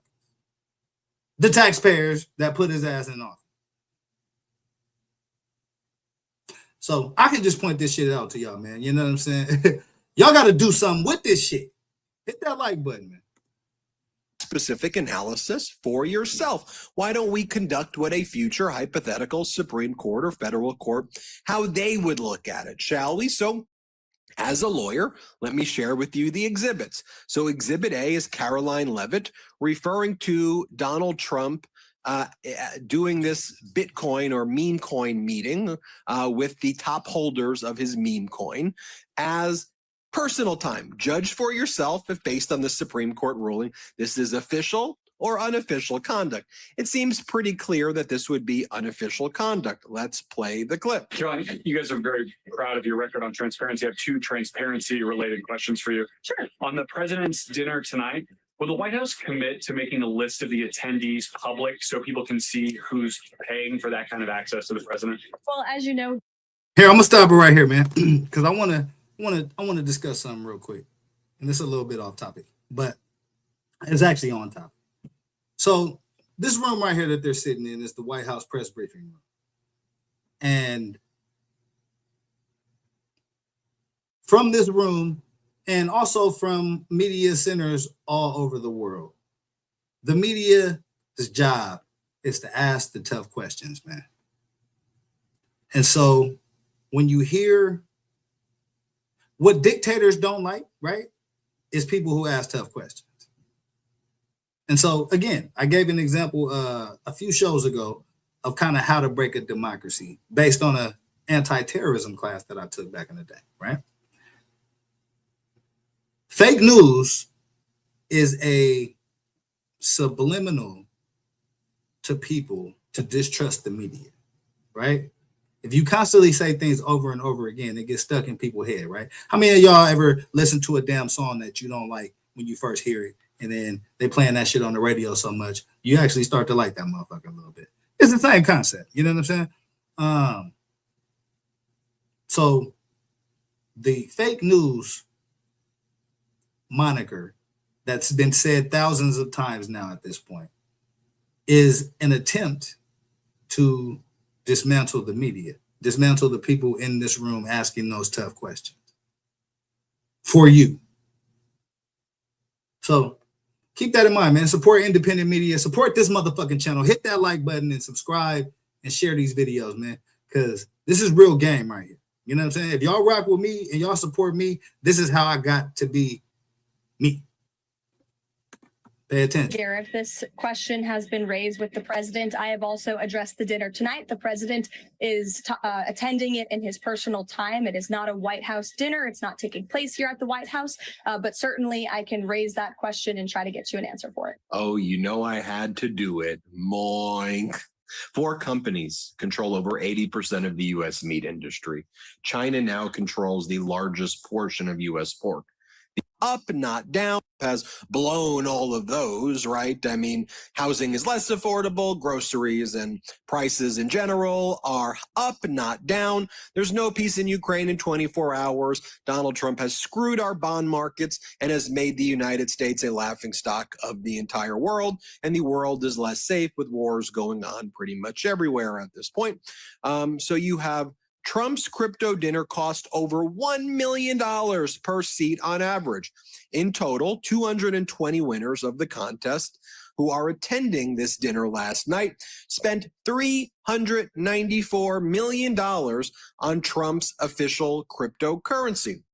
Now, there's other grifts as well, like Trump's Mar-a-Lago and Bedminster grift, which now costs $1 million a year in membership fees. Then Donald Trump claims that Mar-a-Lago is both his residence, but not a personal property, so he pays less property tax on it. And so he says it's a club where he lives, and therefore it's not a personal residence. So that's the way Donald Trump tries to avoid paying taxes. You take a look right here, what Donald Trump is also doing. He inked a crypto deal with Pakistan. Pakistan inked a deal with crypto company in which Trump's kin has a 60% stake. there's another Trump entity that Pakistan's government invested in. Remember what Donald Trump, though, said back on July of 2019, where he said, I'm not a fan of Bitcoin and other cryptocurrencies, which are not money and whose value is highly volatile and based on thin air. Unregulated crypto assets can facilitate unlawful behavior, including drug trade and other illegal activities. You don't say, Donald, because why don't we take a look at who else is on your guest list? I'm interested. Is there a guy named Justin Sun who's going to be there? Yeah, that tracks.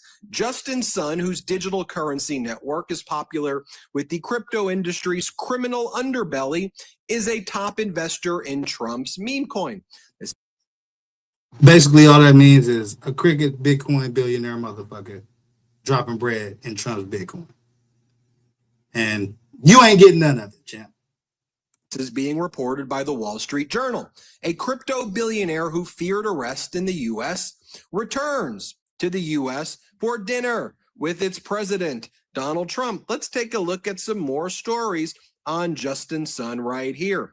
The SEC charged him for market manipulation and fraud. The DOJ was investigating him. He invested in Trump-backed crypto ventures. The SEC paused his case, and now last night he was at the Trump crypto dinner as the top holder of Trump's meme coin. Can you say quid pro quo? Yeah. So, how can you drain the swamp when you are the fucking swamp, man?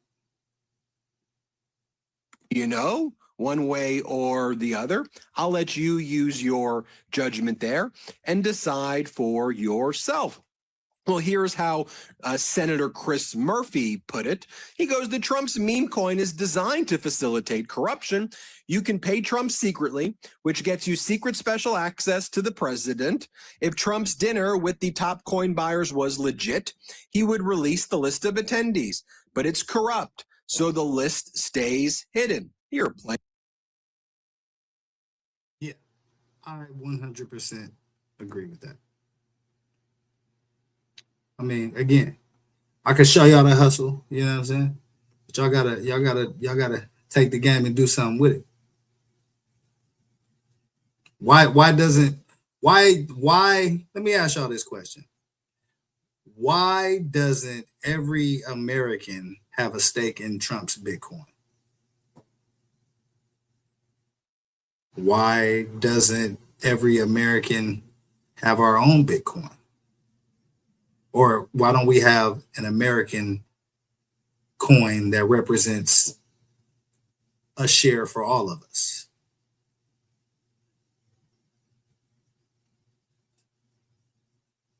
That's how we got to start thinking, man. Because the powerful and the greedy are not just going to give you anything, bro. You got to take that shit. And you got to know how to take it. You know what I mean? You got to, pause that whole fucking statement right there. You just got to know the game, man. You know what I'm saying? If you're going to win, you got to know what kind of game you playing. You know what I mean? If you got to know who's helping you and who's not helping you. You know what I mean? Who's in it for themselves or who's trying to put a play together that's going to help you. So that's why I go through this shit. That's why politics is important to me. And it should be important to you because that's where the power lies. That's where the decisions is made. You know what I'm saying? And, you know, I like talking to the boss. Fuck it.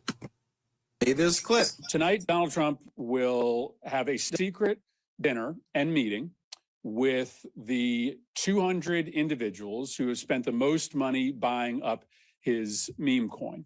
Donald Trump's meme coin has no value in and of itself. Its only value is based upon how much demand exists for the meme coin. He creates demand by essentially opening a channel for bribery.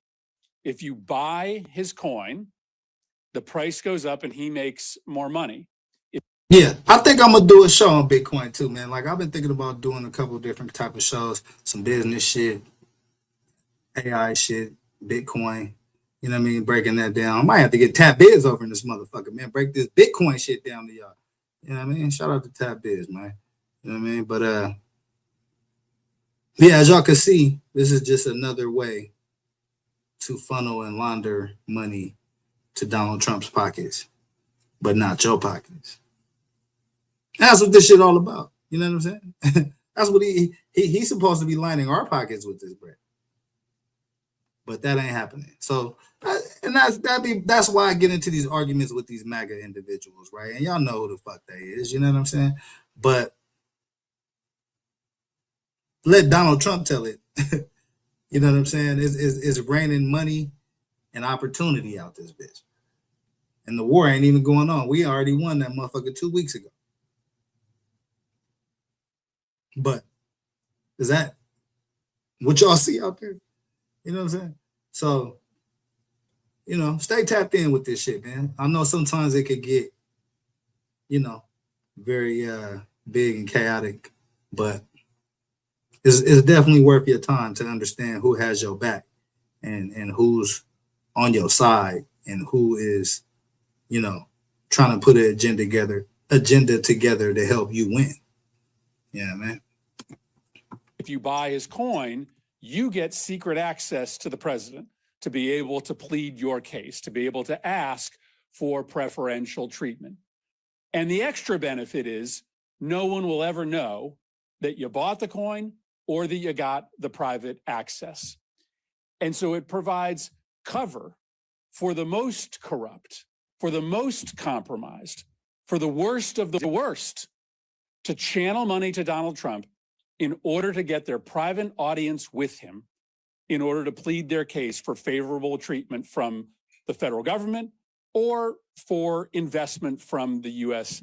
taxpayer. Now, a group that's called Our Resolution, they were there protesting Donald Trump's arrival and the arrival of these other shady characters. Yeah, I'm going to drop that link in a second, Yep. Dr. Nina. Hold up. Here it is, Our Revolution, greeting the grifter-in-chief and his crypto buyers as they arrive at Trump National Golf Club this evening to purchase influence with the presidency.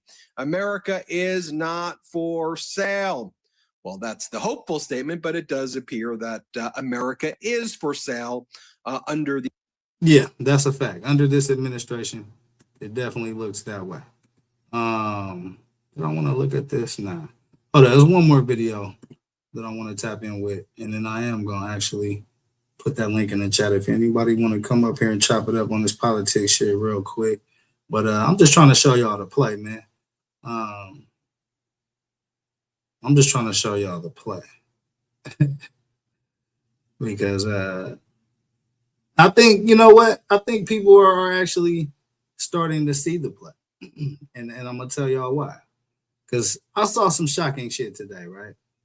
And if you guys know anything about this politics, if y'all know anything about, you know, the political piece of the country, you ever watched any politics, y'all know CPAC. You ever heard of CPAC? CPAC is a very conservative organization that basically, I think they were the ones helping to promote all these crazy policies that y'all seeing, Project 2025, all this shit. They were helping to and assisting in promoting that.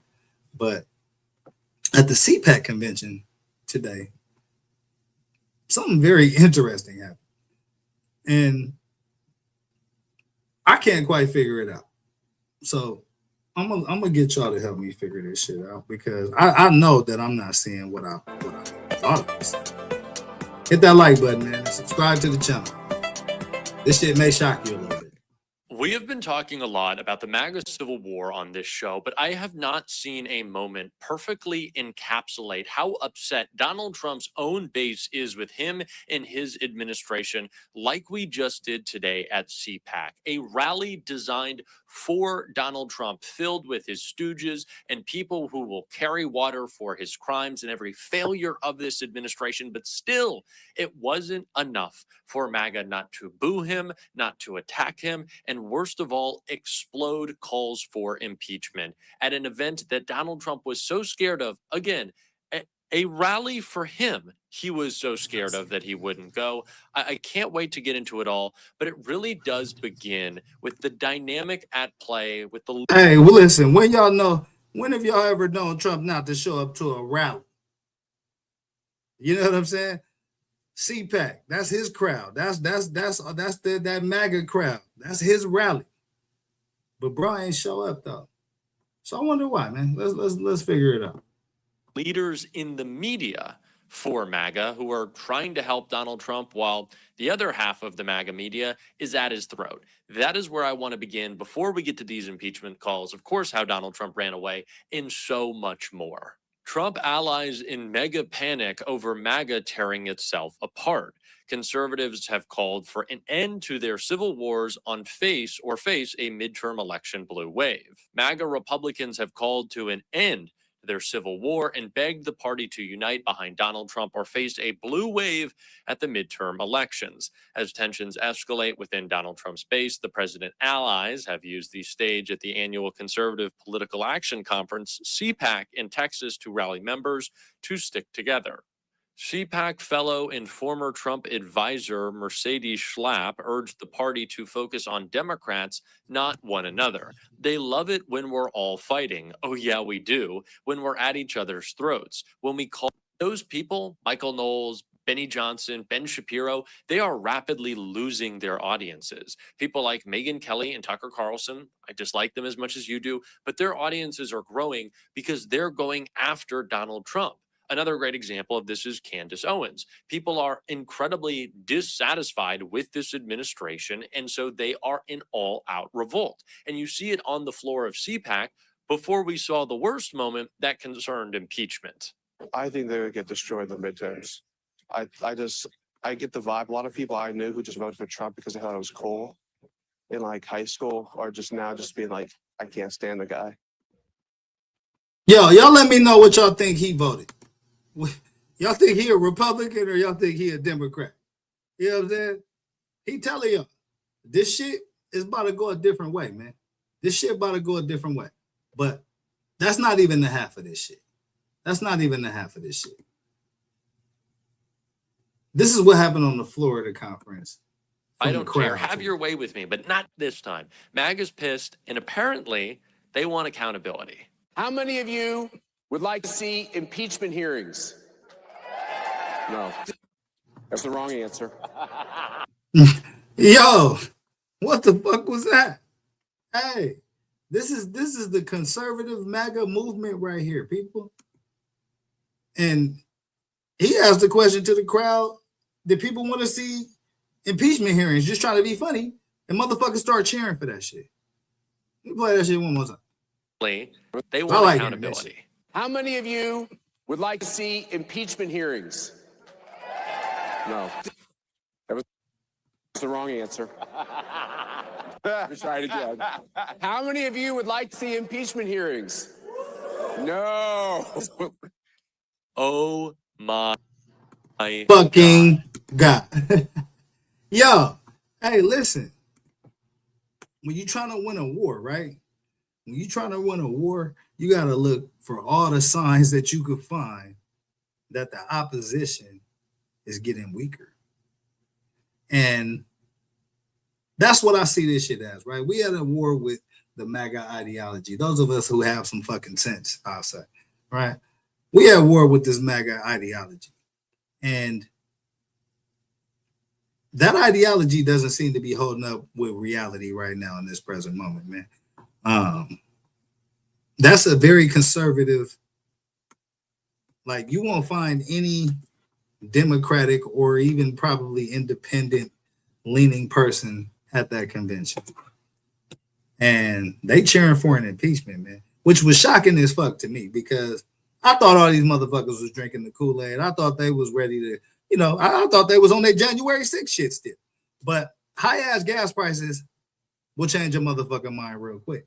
That's why I always tell people, bro, we got to have the conversations, man. People are not, for the most part, 100% always stuck in their ways and their beliefs, man. Some people are reasonable. They with new information, with hard times, you know what I'm saying? Motherfuckers will change their mind real quick, man. So that's why I'm never really, 100% ready to just throw away the diplomatic approach and trying to get black people to the top of the game. I think we can still do a lot of good by networking, making allies, and building a strong team to help us catapult where we're trying to go. But you know, motherfuckers gotta believe in some shit. Motherfuckers gotta get off their ass and do some shit. You know what I'm saying? Whatever your lane is to fight in the movement, nigga, run that shit. But this mine, so that's why I'm doing this shit. You feel me? But that link is in the chat as well, man. Come chop it up a little bit on this politics, man, before I move on to the next segment. Because I got a couple other stories that I want to cover. But yeah, I wanted to kick a little politics tonight, man, because there's been a lot of shit going on in the country. And, you know, things are happening fast. Things are getting heated. And, you know, we're going to see it again tomorrow with the No Kings protest. It's going to be, you know, it's anticipated to be one of the largest in the history, but we'll see how that ran. You know what I'm saying? Hit that like button, man. This is the remix of Cali Dre. I appreciate y'all for rocking with your boy. I want to take a look at one more political video, and then we're gonna jump into some other shit. But so I'm gonna set this up like this, right? So Russia's fighting Ukraine. We're supposed to be helping Ukraine. We bombing Iran with Israel. That's kind of what's going on right now. But us, actually, I'm gonna let the video play. I'm gonna let the video play from here on out. You know what I'm saying? Because we're not making the right moves, man. I'm gonna show y'all how that shit is. Has been using a lot of that money as well as their resources generally to help provide supplies. All hell is breaking loose as top Russian officials from Russia's Duma arrived in the United States after being invited by MAGA Republicans on Capitol Hill. Yeah, first of all, why the fuck are we inviting Russians over here when we supposed to be supporting Ukraine and Russia is actually helping Iran fight us? So again, y'all gotta remember, right? If y'all Americans, y'all everybody say they for the country or whatever. Iran is being helped by Russia, but we fighting Iran. So Trump is actually helping Iran, and you're gonna see a little bit. I mean, he's actually helping Russia. You know what I'm saying? So you're going to see in this video how well as Trump regime officials, these Duma members, basically like the Senate of Iran, they were given Capitol Hill tours by MAGA Republican Congress members. You can see Anna Paulina Luna, a MAGA Republican Congresswoman who helped coordinate this trip by the Russian Duma delegation to the United States. She was giving a tour with these Russian Duma members. These are individuals who are supposed to be sanctioned by the United States, but the MAGA Republican Congress members were flaunting their relationship with these Duma members. They were taking photographs with the Duma members and proudly talking about economic cooperation between the United States and Russia. This was also corresponding with Donald Trump's social media posts where Donald Trump was attacking NATO and said, "I will never forget that NATO betrayed us." It also corresponds with Donald Trump's deranged cabinet meeting yesterday where he continued to attack NATO over and over again and said, "I will never forget your betrayal." And Donald Trump attacking Ukraine, attacking Zelensky, and Trump confirming that the United States was removing weapons that were supposed to be given to Ukraine and bringing them to the Middle East at such a critical time for Ukraine. This also follows the Trump. Nikki 901, what up? What up, man? I appreciate you for tapping in with your boy, man. We on a little bit of politics right now, you know what I'm saying? But I definitely appreciate you for tapping in, you feel me? But yeah, man, look, Donald Trump is going out of his way to help Russia, you know what I'm saying? And Russia is helping to kill American soldiers. So what kind of motherfucking sense that make, man? You know what I'm saying? We just covered the financial aspect of this shit. He created a whole Bitcoin just so he can funnel and launder money over that way. You know what I'm saying? And now he's bending over to Russia again. Pause. You know what I mean? But that's you know, that's why I try to show y'all this shit, man, so that you guys can understand how I kind of view the game and how I kind of see things and and the things that I know, and when I'm looking at it, it's like, okay, well, damn, why? If we are supposed to be fighting Iran, why would we do things that help Russia if Russia is helping Iran to fight us? Like, this shit don't make no sense. You know what I'm saying? That's like, I'm gonna fight you, and then I'm gonna do some shit that's gonna help the motherfuckers on your team fight me. What kind of motherfucking sense do that make, man? And so that's how I look at this shit. You know what I mean? And that's kind of how I see this shit. And I try to give you guys examples of, you know, why I view things that way at all. Yeah, most definitely. You know what I'm saying? Most definitely. So yeah, check out a little bit more of this, man. And we're gonna skip to the next segment. Hit that like button for your boy. Subscribe to the channel as well, man. Regime removing critical sanctions against Russian oil. Russia is making billions of dollars a day now, which they are using to fund their war and their invasion against Ukraine. We know that Russia has been using a lot of that money, as well as their resources generally, to help provide supplies to Iran, to provide intelligence to Iran about where to target Americans, where to target U.S. military bases in the Middle East. We know that Russia has been providing drones to Iran to use against American military installations. 13 American military installations in the Middle East have now been evacuated because Iran's intelligence, with the assistance of Russia, has been able to target these facilities with the FPV and the Shahed drones. And so the U.S. has evacuated these military bases. So while Russia is materially helping Iran kill Americans and strike American assets and interests in the Middle East, the MAGA Republican Congress members and the Trump regime have welcomed these sanctioned Russia Duma members to Washington, D.C. like they are VIP superstars. I mean, yeah. So basically, Trump going out of his way to help the Russians beat us in the war that he started. Man, you can't make this shit up, man. You cannot make, look, I gotta get to the big screen for this. You cannot make this shit up. Like, it don't make no sense, man. It don't make no sense. And so that's why I look at some of these MAGA characters, and y'all know who the fuck they is. You know what I'm saying? That's why I look at some of these characters as goofies, man. And you know, I understand the game at a very deep level. You feel me? I'm not just talking, man. I can present this shit the way it need to be presented. But at the end of the day, like, some people just are not able to comprehend and understand like things that are too big, right? But for me, everything that's real big started from something that's real small. So you just got to break that shit down, man. And that's what I try to do with this channel, man, is help motherfuckers understand politics, help people, you know, feel more comfortable with politics, and give, you know, just real examples of that shit working in your daily life. Because even though you think it don't move, it do. You know what I'm saying? That shit do. You know what I mean? It may move the motherfucker next to you to do something to you based off of that politics, man. So this shit is all connected, man. But basically where we at, man, we started a war with Iran.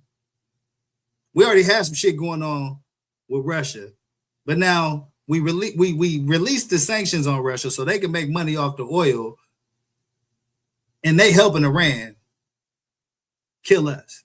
So we helping Russia help Iran kill our allies and kill us. That's your MAGA president. That's what the fuck he doing, man. Don't be mad at me. I'm just telling y'all this shit. You know what I'm saying? Yeah, let's figure out what the fuck Dr. Nino talking about. What's going on, Dr. Nino? What's the word, man? Yeah, I think you Dre, what's happening? Shit, man. You gotta look. What's going on in there? You said what? Said you got to.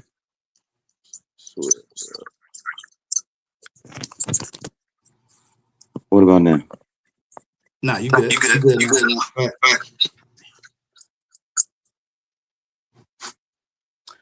Political. What you mean? What that mean? Now, Come on, Dr. Nino. Break this shit down, man. We all waiting. okay, check it out. We holding anticipation, motherfucker. Break this shit down. All right, now check it out. Check it out. Come on. Now you said about the, you know what I'm saying, about Trump and the coin, right? Yeah. Now, I don't know if you heard. I don't know if you heard what Brett said on the news. You feel me? He said, yeah, Trump from Queens. Now, Queens get the money. You can't hate a hustler. You got. What you mean by hating a hustler? You can't hate on a hustler. I'm gonna break it down for you. 50 Queens. He got some shit going on in Madison Square Garden. So Okay. That planet thing, right? Okay. Nas. He got the casino in Queens. Yeah. Now you got your boy Donald. Got the coin coming out. And he got a $250 bill getting ready to come out too. So you can't hate a hustler. This is always about the money. Okay, well, let me ask you this. How many of them $250 bills you got? Oh man, I'm trying to get every one. Okay. That's cool. That's cool. Let me ask you this question, man. Like Wade said, man, I think every As a public official, don't you think you should be helping that you represent, or you should be lining y'all? Say that one more time. The end part. I'm saying as a public official, should you be trying to line your own pockets, or should you be trying to help the people that got you in the government? Good question. I'm gonna line my own pocket, bruh. Hey, keep it real. Hey, Dre. As long as you came across me, you know I'm gonna keep it G. Yeah. I'm gonna line my own pocket. Okay. They been doing it. Dre, I always tell you, fact check me. Okay, well, give me the fact. I'm gonna give you the fact. I want you to go. I'm challenging you right now. Go back, right? 1910 at Jacko Island. Learn about Jacko Island. And this whole political shit is gonna change your whole mind. Period. It's gonna change your whole What's going on Jacko Island?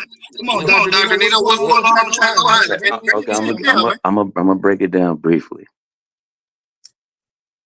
1910, that's when the motherfucking inflation started against the people. The little hats. The little hats run everything. They run everything. They run your hospital. They run your media, aka the news. They run your jail cells. They run everything.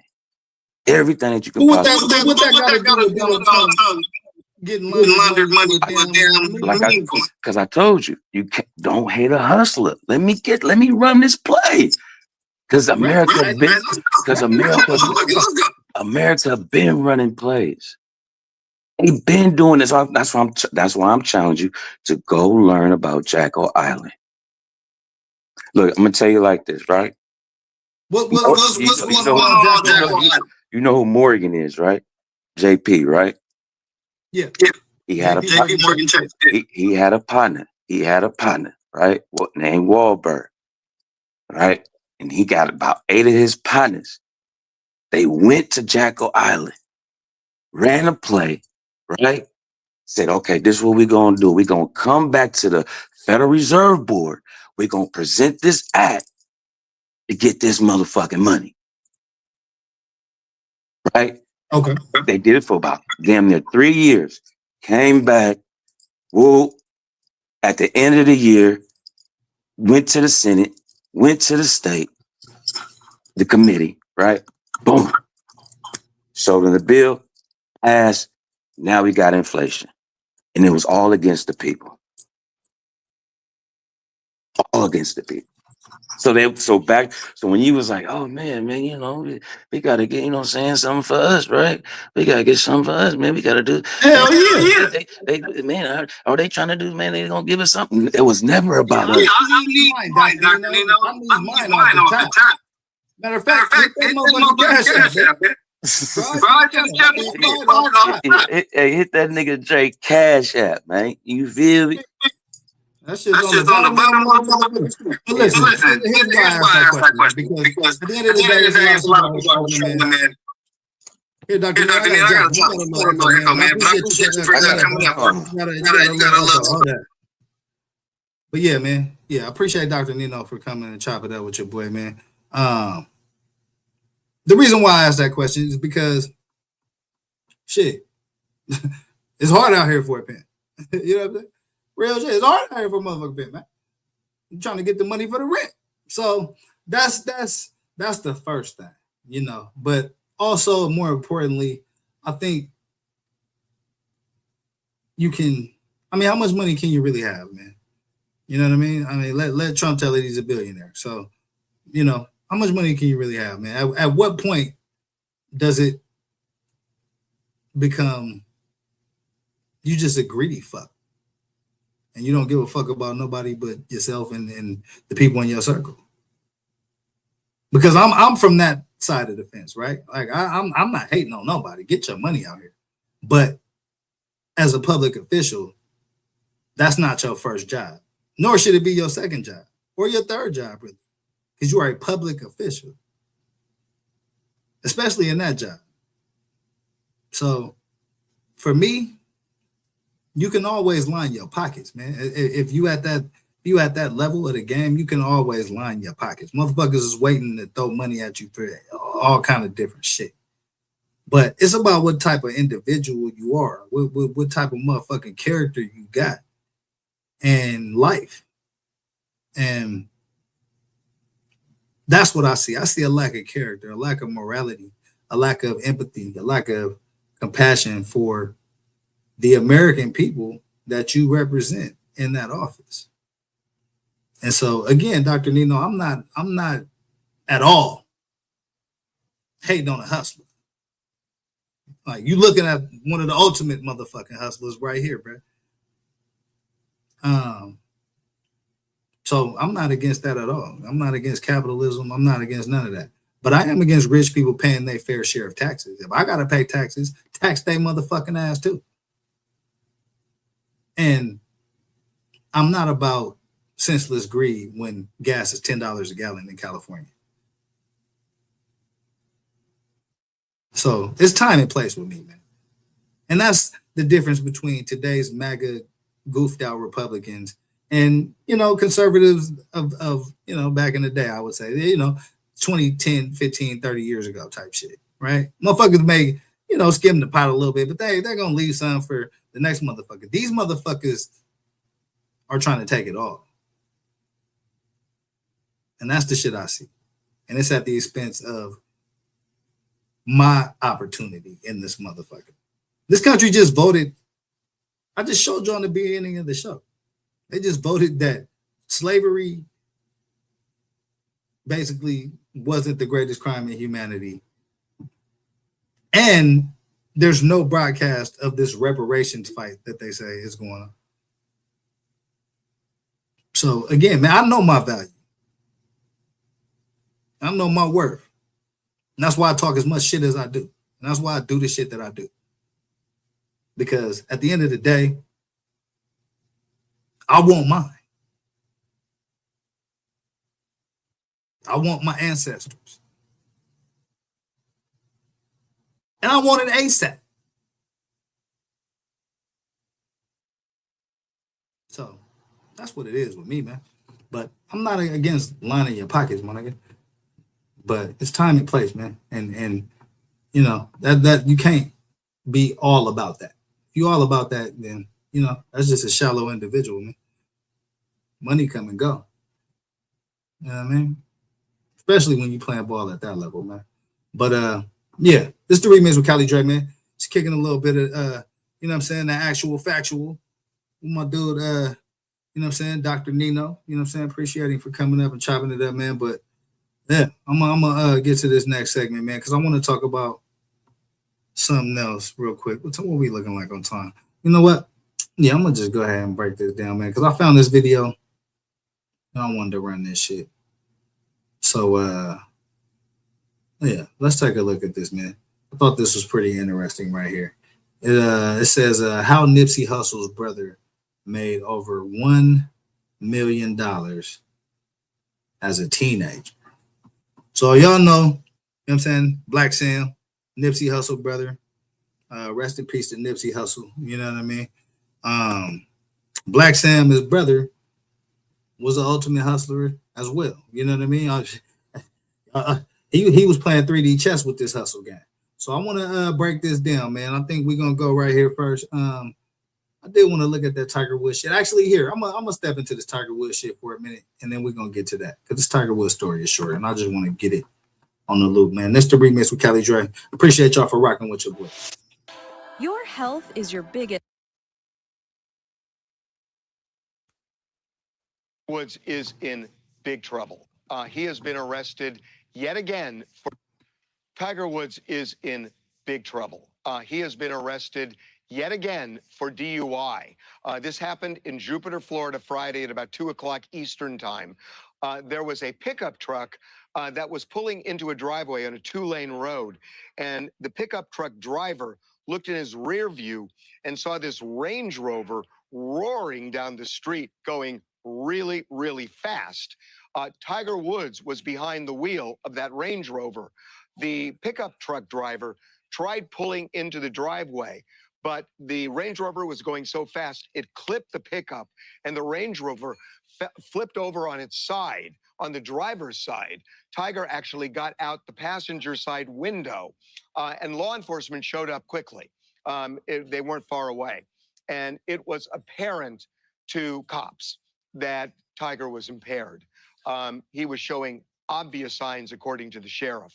So they did some field sobriety tests. At the time, Tiger said, look, I've had numerous surgeries and I have medical problems from it. And that actually goes back to another incident in 2021 where Tiger also flipped his car and he almost lost his leg. But the sheriff says we took his medical issues into account, but he flunked the field sobriety test. So they arrested him.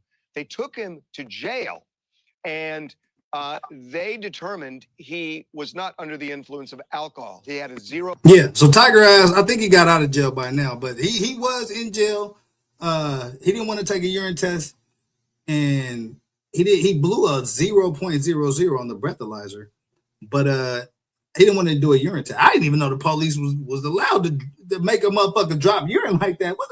Hey, let me know in the comments if you know what I'm saying, right there on the spot, like on a DUI, suspected DUI type of arrest, that could make you drop some urine, man. I ain't know about that shit. You know what I'm saying? I didn't beat the motherfucking breathalyzer too, bro. Hit that like button. 0.00 when it came to blood alcohol. So the sheriff believes this is medication. And they asked him to take a urine test and he refused. So refusing is in itself a crime. So they have charged him both with DUI and with failure to take a urine test. Okay, I didn't know that. To take the urine test, he'll have his license suspended probably for a year. But more seriously is he could get jail time. And what is relevant here is that in 2017, Tiger got another DUI, a previous one, in the same area. And in that case, the authorities say he was under the influence of medication. Yo, how many of y'all think Tiger gonna get some jail time off this, man? Yeah, let me know in the comments, man. How many of y'all think Tiger gonna get some jail time behind this shit, man? I don't know, man. We'll see. He has a previous DUI, and the judge in this case could take that into account in sentencing. It's not a mandatory sentence, but the judge could take it into account, and Tiger could actually get jail time as a result of this. And I referred back to that other incident in 2021 in Southern California, where he flipped his vehicle.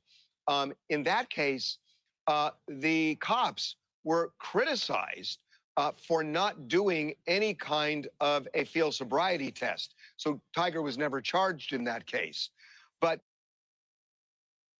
listen, I'm going to tell y'all some real shit. I'm kind of 50-50 on Tiger going to jail. I'm going to be honest with you, because there have been incidences in the past where he didn't got off light. You feel me? And so they may not, and this is the second time he didn't got a DUI and flipped some shit over in this county, I believe, or he at least been caught, under the influence type shit. So, that's bad press, man. And you never know how much, they're gonna take that. Tiger ain't no, he ain't on top of that mountain no more. You know what I'm saying? Shit looking like he rolling down that motherfucker, if you ask me. But yeah, y'all, hey, let me know if y'all think Tiger gonna get some jail time on this shit. he is in trouble in this case. This is the second DUI, and it appears, at least according to law enforcement, both the result of taking medication and driving at a very high rate of speed. Now, the Masters is in 2 weeks, so given that this just happened. Yeah, Tiger ain't gonna make that motherfucking Masters, man. So let's just throw that out there. I highly doubt Tiger ass gonna make that Masters, man. So yeah, y'all know what it is with that. You know what I'm saying? We're gonna get to this next story, man, because I want to run this shit. You know what I'm saying? I'm exactly at 2 hours. Yeah, let's run this real quick, man, because I found this video today and I thought it was pretty dope. So it says how Nipsey Hussle's brother Black Sam made over $1 million as a teenager, man. So I guess this whole episode is just about hustle. You know what I'm saying? It's about hustle all the way around, man. And that's why. Whoa, man, hold on, Mick Jagger. Take my motherfucking show back. Keep watching. Yeah, this is about hustle, man. And so we're gonna tap in with Black Sam out here on the West Coast and find out how he was able to, you know what I'm saying, make himself one of the ultimate hustlers on the board in the game. Hit that like button, subscribe to the channel, man. This is the remix with Kelly Drake, man. I appreciate y'all for rocking with your boy. Over $1 million a year as a teenager. My brother, Black Sam, he's a monster. You know, I don't know nobody like him. Who inspires you? Man, you know, my big brother was my biggest inspiration. I grew up under a hustler. He's a cold grinder, you know what I'm saying? So to have him on the team, that's like a cheat code. From the gritty streets of South Central LA, where survival is a daily hustle, rises an extraordinary story, a story almost no one truly knows. Before Nipsey Hussle became a global symbol of hustle and hope, another force was quietly shaping their world, his older brother. So this is Black Sam, man. That's Nipsey Hussle brother right there.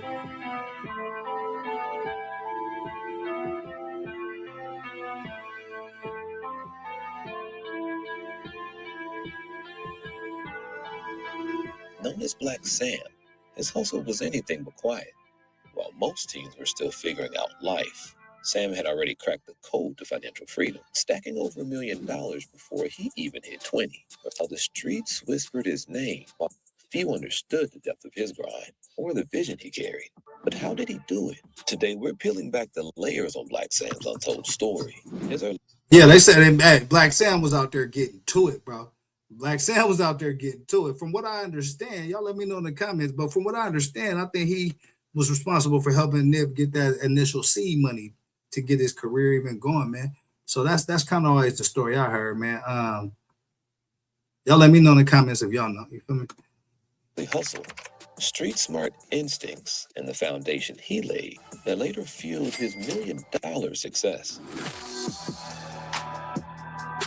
Born on March 4th, 1982, Samuel Asghedom, known to most as Black Sam, lived a life shaped by grit, hustle, and a relentless drive to rise above. Growing up in South Central Los Angeles with his mother, Angelique Smith, and his father, Dorit Asghedom, Sam and his younger brother, Ermias, or as the world would come to know him, Nipsey Hussle, were Hey, listen, Nip Pops was all hustler, all player back in the day, man. You could tell back, you know what I'm saying? He got the part in his hair, the slick back.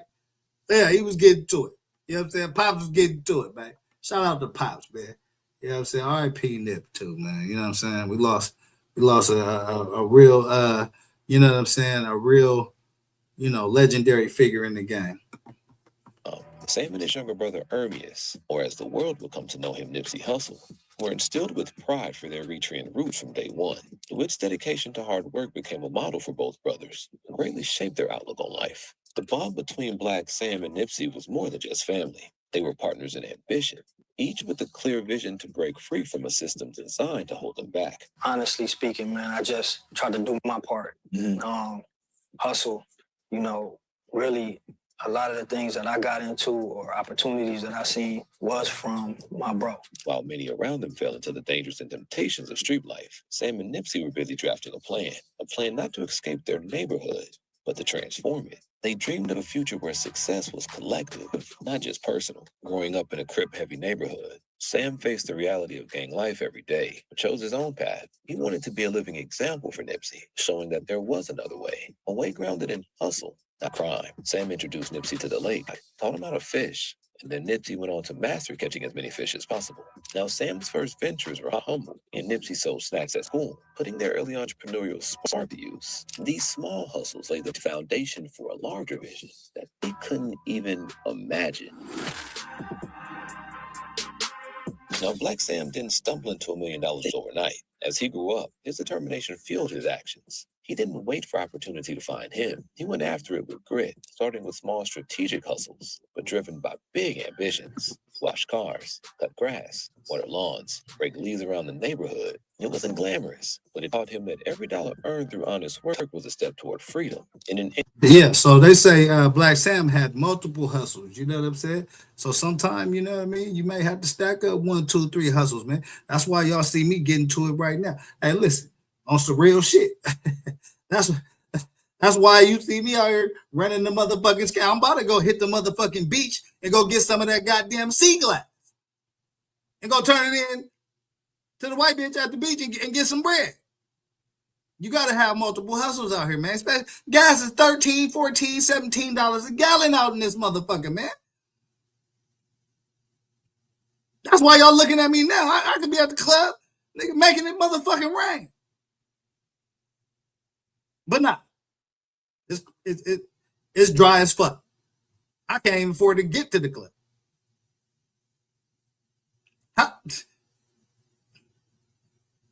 So you gotta have more than one hustle out this bitch, man. I guess that's my point. You feel me? Interview with DTLR Villa, Nipsey recalled, Sam was always about saving money. He understood early on, while I was spending mine on CDs in the Source magazine, he had already saved up $1,000 when I was just 7. I thought that was incredible. He was like 9 or 10 and already had a stack. Not gonna lie, I thought he was rich from a young age. Black Sam showed a knack for making things happen, one hustle at a time. But the real game changer came when he spotted a bigger opportunity, bootleg DVDs. Yeah, 100%. I think at that point, for me, it was like the new dope game. It was new. Nobody was doing it. The profit margin on it was like shocking. Couldn't believe it. Yeah. So, you know what I'm saying? Hey, listen, you got to just find your niche, man. You got to find your spot out here. You know what I mean? You know, definitely find something that got a sizable market. Motherfuckers want to see it. They want to be a part of it. They want to rock with it. You know what I'm saying? And maximize, you know what I mean? Get to it, man. And turn that idea into reality. You feel me?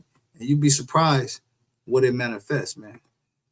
Now, this was in the early 2000s when DVDs were the hottest thing on the market, and everyone was after the latest movies, preferably at a discount. Sam saw the opportunity, knowing that if he could deliver, the customers would come. And that's exactly what happened. He started selling DVDs straight out of his trunk, pulling in about $2,500 on a good day and around $1,500 even on a bad one. Business was booming, and Sam was quickly stacking serious cash. Then came a pivotal moment that took his hustle to legendary status. I think my goal, especially once I started making as much as I was making, I'm like, all right, I'm trying to peel a million out of this. That's why I'm there 7 days a week. I'm not taking no breaks. I'm there 20 hours a day. I'm going, making my So by that time that you have more. Yeah, you see how you there? Yeah, I want to spend that back. I want to spend that back for the motherfuckers and the cheapsies, man. And this is something that I try to tell my homies all the time. You know what I'm saying? And I guess I'm gonna tell the homies that's watching right now. You feel me? Where I'm at, right here. Yeah, right there, man. Get your lazy ass up and get and do something with your life. The shit ain't gonna fall out the sky, bro. It ain't gonna fall out the sky. I know motherfuckers, man, got all the talent in the world. All the talent in the motherfucking world, man. But for whatever reason, and I don't even want to speak for them, but from what it looked like to me, I guess I'll say, they are thinking more about the one big opportunity than stacking up the small opportunities and turning that into one big opportunity.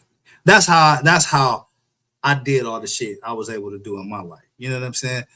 I wasn't the most talented motherfucker out there.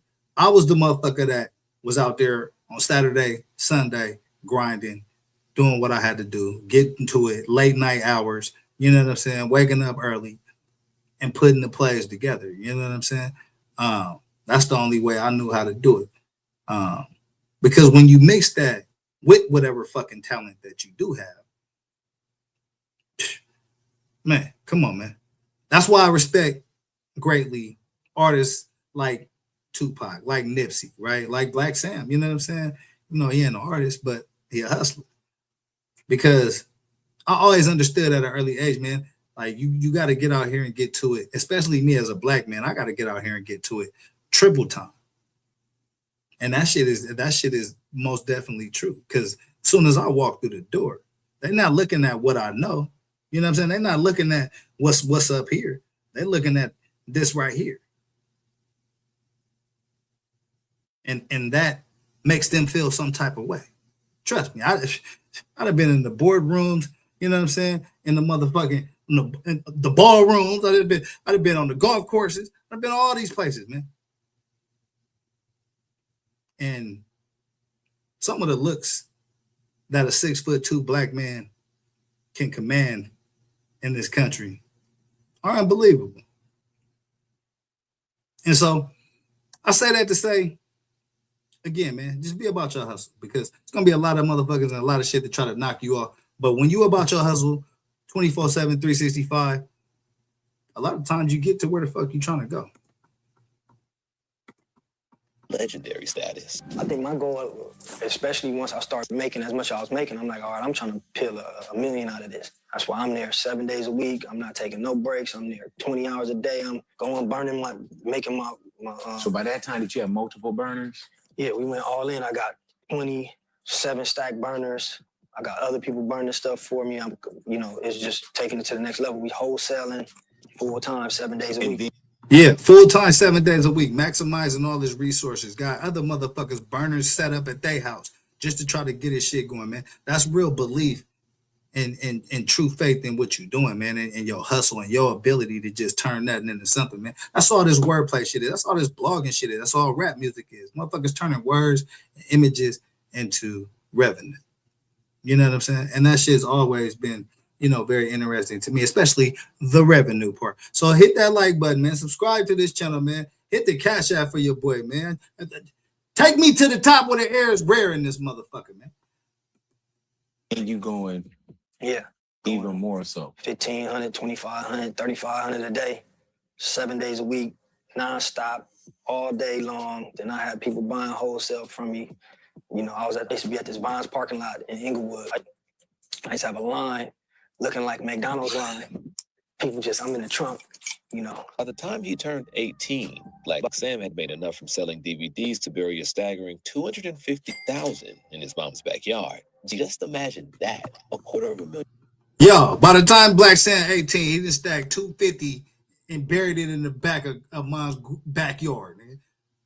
Motherfucking hustler, man. Hey, salute to Black Sam for the Ultimate Hustler Award. You know what I'm saying? Because, hey, listen, he was getting to it. He was getting to it.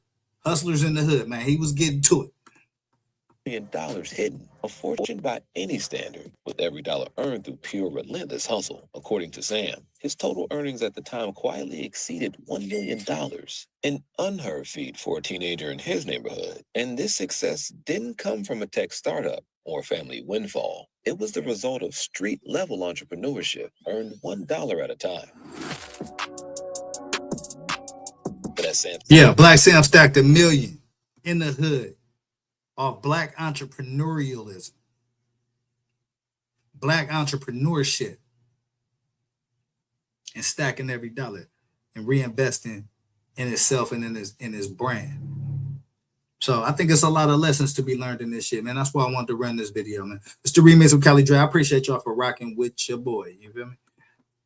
Success grew, so did the risks. For a young man building a business on the streets, challenges often came from unexpected directions. Sam's first taste of adversity was soon put his resilience to the test. His hustle had begun to attract attention, not just from the customers, but from law enforcement. Eventually, they caught wind of his operations and seized some of his hard-earned assets and property. It was a devastating blow for anyone, but especially for someone who had built everything from the ground up. But here's the thing about Black Sam. He's unbreakable. Instead of seeing it as the end, he took the setback in stride, understanding that real resilience isn't just bouncing back, it's moving forward stronger than ever. He knew that his journey was far from over. And then there was that infamous buried cash. Sam thought he had safeguarded it, wrapped it in plastic, locked in a safe, and buried deep. But when he dug it up, the cash was covered in mold. As Nipsey later shared, Sam lost his mind over it. I'm telling the story about how my brother, when I was probably like 15, he might have been 18. He buried $250,000 in my mom's backyard on 60th Street. And then we dug it up a year later, and it was half of it was molded. Nipsey even Damn. Oh, damn, bruh. Hey, imagine if burying $250,000, $500,000 in the backyard. You come back a year later and that shit, half of it molded out, man. Oh, that's gotta be the worst fucking feeling in the world, bruh. Oh man, what can you even do? You can't even blame nobody but your motherfucking self, man. That's the hardest part about that shit. Damn. referenced this in his music, capturing the raw, real experiences they went through together. The family spent hours painstakingly cleaning and blow-drying the bills, only for many to rip apart. Wallace is my brother, used to hustle out the vines, couple 100,000 up, he took a shovel to the line. But no exaggeration for the content of my songs. When he went to dig it up, shit, 100-something gone, molded. But in true Black Sam fashion, he salvaged what he could, converting some of the money into money orders, a testament to his ability to adapt, no matter the situation. Through it all, Black Sam was shaping not only his own future, but also guiding his younger brother, Nipsey. From an early age, Sam took on a mentor role, steering Nipsey toward a life of entrepreneurship and away from the traps of street life. Nipsey often spoke about how Sam's early hustles opened his eyes to a new way of making money, one that didn't involve getting caught up in gangs. In one interview, he reflected, "My big brother, that's my biggest inspiration. I grew up under a hustler, so I didn't really have a choice. I wanted to go play, but my brother would make me stay down and keep grinding, even as a kid." But as much as Sam tried, the pull of the streets wasn't easy to escape. At 14, Nipsey joined the Rolling 60s Crips, one of LA's most notorious gangs. Now, did you really have a choice? You know, joining the 60s when you were young, or was it just all your family members was in it, so you were in it? Nah, really me, none of my family members was from Rolling 60s. My dad came from Africa. So his whole side of my family's in Africa. This was the same gang that had been under intense police surveillance for years, especially after the high-profile murder of an NFL player's family in 1984. Yeah, 60s is deep, man. I was out there, you know what I'm saying, when Nipsey passed me in front of the marathon, when they was, you know what I'm saying, driving them by to view the marathon that one last time. And actually it was, you know, celebratory even weeks before, you know, after, I guess weeks before that, the funeral, but after the incident happened. So yeah, it was lit. It was lit out there, man. But I felt like this story right here was, you know, Nip get a lot of accolades and a lot of credit and a lot of, you know what I'm saying, attention, as he should, you know what I'm saying, because he was a legendary figure. But Black Sam also, his hustle, I think influenced Nip a lot. And so I think it's a lot to be learned in that, especially, you know what I'm saying, for this generation of you know, YNs, I guess we'll say. So yeah, man, hit that like button. That's the harsh spotlight on their activities. Despite this, Sam never gave up on his brother. He kept guiding Nipsey, nudging him back toward legal ventures, and always showing him that they could build something bigger than the streets. Their vision wasn't just about getting rich and leaving Crenshaw behind. They wanted something much more profound. For Sam and Nipsey, success meant investing back into their community, creating opportunities, and uplifting those around them. If you're feeling this video so far, please leave a like on it and subscribe to the channel to join our community. We're all about highlighting the grind and the win and growth. Black Sam and Nipsey Hussle achieved one of their biggest dreams, opening the Marathon clothing store in the heart of Crenshaw. Now, this wasn't just any store. It was a vision come to life, blending fashion and technology with products that could come alive through a custom app. Customers could unlock exclusive Nipsey releases and interactive features, making every visit a unique experience. The store carried shirts, sweatshirts, and hats emblazoned with Crenshaw, a nod to the place that raised them and the legacy they were building together. Black Sam played a massive role in making the store a reality. The store represented everything they had worked for. Upgrade everything. Everything you see in here is top quality, so we've been working on that now. Everything is organized in the system logs. Yeah, so they went from Sam went from having multiple hustles on the block, shooting game to his bro applying all the game. And this is what they was able to build right here. This is a part of what they was able to build right here.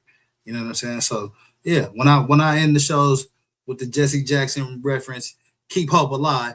Listen, you ain't gonna make it if you don't. You know what I'm saying? Ain't nobody gonna help you, and ain't nobody gonna hope for you. You know what I mean? You got to keep hope alive. And you gotta really take the actions that's necessary to achieve your dreams, man. And these individuals, this duo, these brothers right here, man, they was most definitely representative of that 1,000%. But when it comes to shipping, they can pull it quickly. Logistically, when anything gets ready to ship, it hits here by the docks. While others might have advised them to open in a more affluent area, Black Sam was adamant about keeping it local. He believed that if they could make it work in Crenshaw, they could prove to their community and themselves that you could thrive right where you come from. While Nipsey became the public face of their ventures, Sam was the one managing the day-to-day operations, ensuring the business ran smoothly. He was the backbone, the strategist, and the one making sure everything fell into place. But the journey wasn't without its risks. A violent altercation at the store led to Sam's arrest. Undeterred, he posted $1 million bond and pushed forward, more determined than ever to protect what he and Nipsey had built. Beyond. Yeah, so Sam get arrested, I think around the time the Crenshaw album dropped, I believe. I think that's when either got arrested before that and then it dropped, but it was around that time. But he posted $1 million bond, got back on the street, kept the grind alive, man. The Marathon, Black Sam was instrumental in creating All Money and Records, the independent label he and Nipsey established. In an industry notorious for exploiting artists, Sam's goal was to build something different, a label where they could... Yo, that's dope. Hey, listen, that's dope. I didn't know Sam was responsible for the All Money In, though. That's real dope. So if you from the West Coast, if you follow Nipsey Hussle, you know about the All Money In logo and what that represents, what that's all about. So that's dope. Because they, listen, when I was out there, again, at the viewing, when they rode nearby the View Marathon one last time, they had this armored truck out there with an All Money In. It was All Money In logoed out. You know what I'm saying? But yeah, I didn't know Black Sam was responsible for that, man. Shout out to Black Sam for that. That's dope. That's dope right there. Notorious for exploiting artists, Sam's goal was to build something different, a label where they could maintain full ownership and creative control. One of Sam's often overlooked strengths was his financial savvy and expertise in negotiating deals. He encouraged Nipsey to release his music independently, a move many thought was risky, but for Sam, it was a calculated risk, rooted in his conviction that true power lies in ownership. This focus on independence wasn't just about making smart business decisions. For Sam, it was about leaving behind a legacy. He understood that retaining control over their work meant that they could inspire future generations to do the same. His long-term vision emphasized building something that would last far beyond their lifetimes, a mindset that valued legacy. Then, just when it seemed like their dreams were coming to fruition, in 2019, tragedy struck. Just couldn't understand it, man. Just like the Twilight Zone. After that, everything I believed in or my faith in shattered. Nipsey Hussle was shot and killed right outside the Marathon store by Eric Holder, a fellow Rolling 60s gang member. Sam arrived moments later, desperately trying to save his brother's life. Nipsey's death was an unimaginable loss, but it only strengthened Sam's resolve. Any hustle we was ever on, me, everybody, our friends that we grew up with, you know, bro was the visionary and brought it to the team. From an early age. From an early age, man. Early age. Since that day, Sam has been working tirelessly to honor and preserve Nipsey Hussle's hustle. Even fighting off attempts by the Crips to trademark the marathon continues. Sam also ensures that Nipsey's children are well taken care of, continuing the family's Yeah. I want to stop it right there because I think it was a point made right there where he said he was fighting off his own homies to try to trademark what they had already built. And that's another part of the game, man, is you know what I'm saying? Once you build something up, you got to fight hard to protect it and make sure it has sustainability or staying power. You know what I'm saying? So, you know, that's the other battle. And sometimes that battle, shit, harder than the first battle that you had to fight to get to that level of success. You feel me?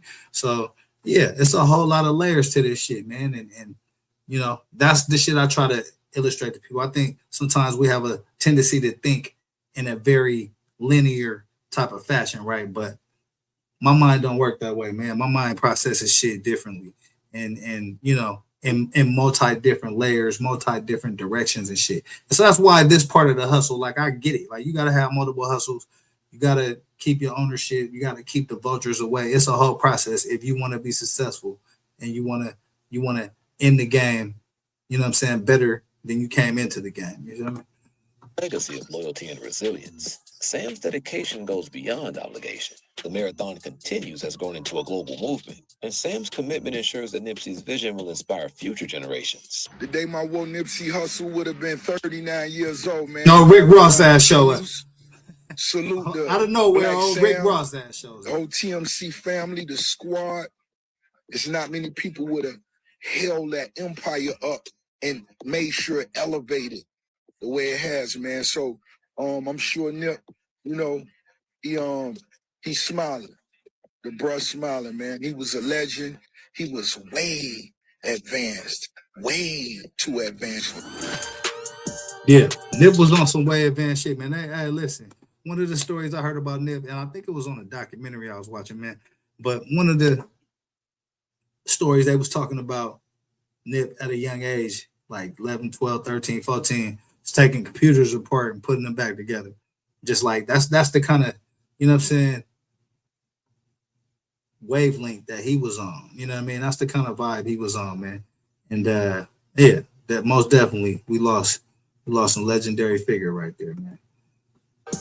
From humble beginnings to making more money than most people see in a lifetime as a teenager to unimaginable losses, Sam's story didn't end with Nipsey passing. In fact, it only made his mission more important. With a legacy rooted in grit and vision, Black Sam is committed to carrying the torch forward. All right. Got fresh, real quick. Pull up to the marathon rooftop 7 days a week. Destiny, give them the hours. Okay, so we open every Now listen, I think that was important as well, man, because look, listen, I'm gonna spin that back real quick. I'm gonna let Black Sam tell y'all how I gotta be. Hit that like button. All right. Got fresh, real quick. Pull up to the marathon rooftop 7 days a week. Yeah, listen, if you want you a marathon rooftop, you know what I'm saying, you got to put in that 7 days a week. But he at the apex of the journey. He at the top of the mountain, still coming in 7 days a week. You see what I'm saying? So that's the difference in a motherfucker hoping that some shit happen and a motherfucker making some shit happen. Right here. You know what I mean? Destiny, give them the hours. Okay, so we open every day of the week from 9 a.m. to 9 p.m. We at the Marathon store downstairs, still in the renovation, but we got the small boutique. You can pull up, rooftop, grab everything new, drops here once a week. Got the Lettermans, hoodies, sweatsuit, pull up. And we got the gas too. That's the code word. Thanks to the unyielding hustle, determination, and belief that he and Nipsey had in their community, the marathon truly continues. Huh? Do you guys love each other? Yeah. Who's the greatest star in the board? Huh? You? Oh, he doesn't know that guy. Huh? Tell you. No, wait a minute, Airman, stop. Stop, Airman. Make a film. Yeah, that's Nipsey Hussle right there. As a little kid. Come out, fresh and stuff. Now start doing your dance. Black Sam behind the camera look like. Introducing the Rockin' Brothers, Airman, Askedom, and Samuel Askedom.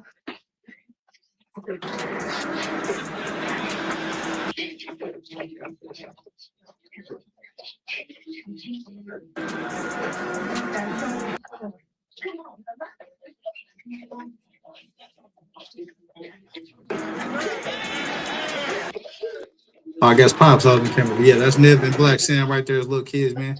Thought this was a pretty dope video If you to enjoyed watch. this video, be sure. Yeah. I mean, y'all let me know what y'all think about that, man. I thought that was a pretty dope video to watch. But yeah. Show you, man. You know what I mean? It's a difference, man, between waiting on some shit to happen and making some shit happen, man. And I'm just talking to my fellas, man.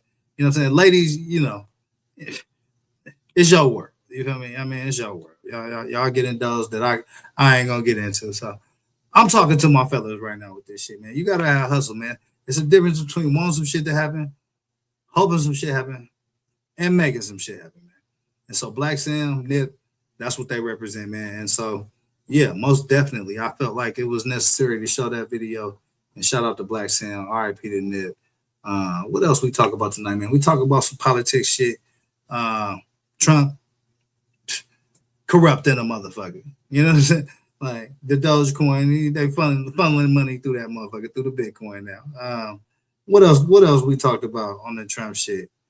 The whole Russia angle of Trump still bending over to Russia while Russia is helping Iran kill American troops. Yeah, let me spin that back. Right? Trump is relaxing sanctions on Russia, helping them sell billions and billions of dollars more oil.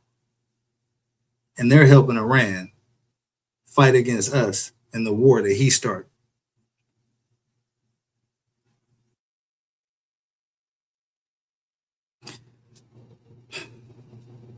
Yeah, that's where the fuck we at. I don't know. That's where the fuck we at. I mean, I hate to end the show on such a confusing and down note, but that's where the fuck we at, man. This is what you motherfuckers voted for, bro. So that's why politics is important, and that's why I cover this shit. Support independent media, man. Support my motherfucking show as well. The Remix with Cali Dre. Hit that like button. Subscribe to the channel, man. YouTube, Twitch, Kick, Instagram, all that shit, man.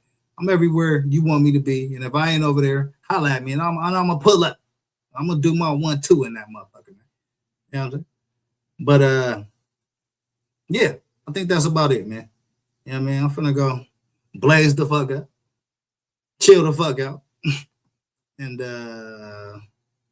shit, probably hop on that Xbox, man. You know what I'm saying? That's probably what I'm about to do. But yeah, I appreciate y'all for rocking with your boy. I'll be back in this bitch tomorrow. No Kings protest going on tomorrow as well. I'm gonna probably be covering that shit all motherfucking day because I gotta run these numbers up, champ. I'm trying to get to the mountaintop where the air is rare, man. Help me reach the promised land in this motherfucker, man. Share the videos, hit the hype button, follow the channel, all that shit, man. You know what I'm saying? I'm doing this shit for you motherfuckers, man. Real talk. So show your boy some love. You feel me? But on that note, I'm finna get up out of here, man. I appreciate y'all for tapping in with your boy. This is the Remix with Cali Dre. And yeah, I guess we're gonna keep hope alive again. So keep hope motherfucking alive, man. We all we got. You all you got. Ain't nobody coming to help or rescue your motherfucking ass, man. It's just you. So you better act like it, motherfucker. I'm out, man. Money on my mind, got my money in my mind. Money on my mind, got no time for that limelight. I'm from California, man, I guess we'll start with that. Banged out starter caps, glued to the cul-de-sac, looking like an artifact, trying to get their money back. Yellow jackets coming, mom about to have a heart attack. Southeast San Diego, we was at the heart of that. You moved about the hood, my nigga, you ain't want no part of that. Move to work and let the money drip the laundry mat. I pray to God the homie get his little daughter back. So many problems and it's not even a part of rap. So many suckers and they hating and they copycat. And life is bigger than these bitches that you hollered at. And if you bleed it out, I better get $3 back. And all I'm giving is the facts. Pay attention to the stats and never making mention of the jacks. Gotta keep the money stacked, work your way through the traps. Money motivated to the max. Money on my mind, got my money.